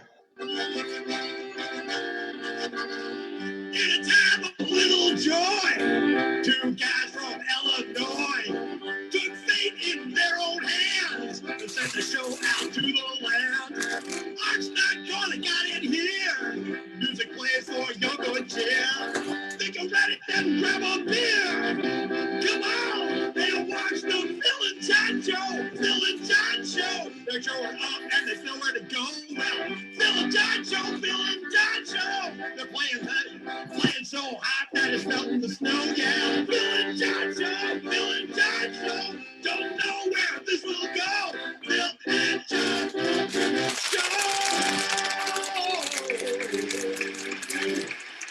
John show. Tune in next Friday, folks. Got a good friend Nathan Blake Lynn from Bar on the Mash going to come on the show. Lots more to come.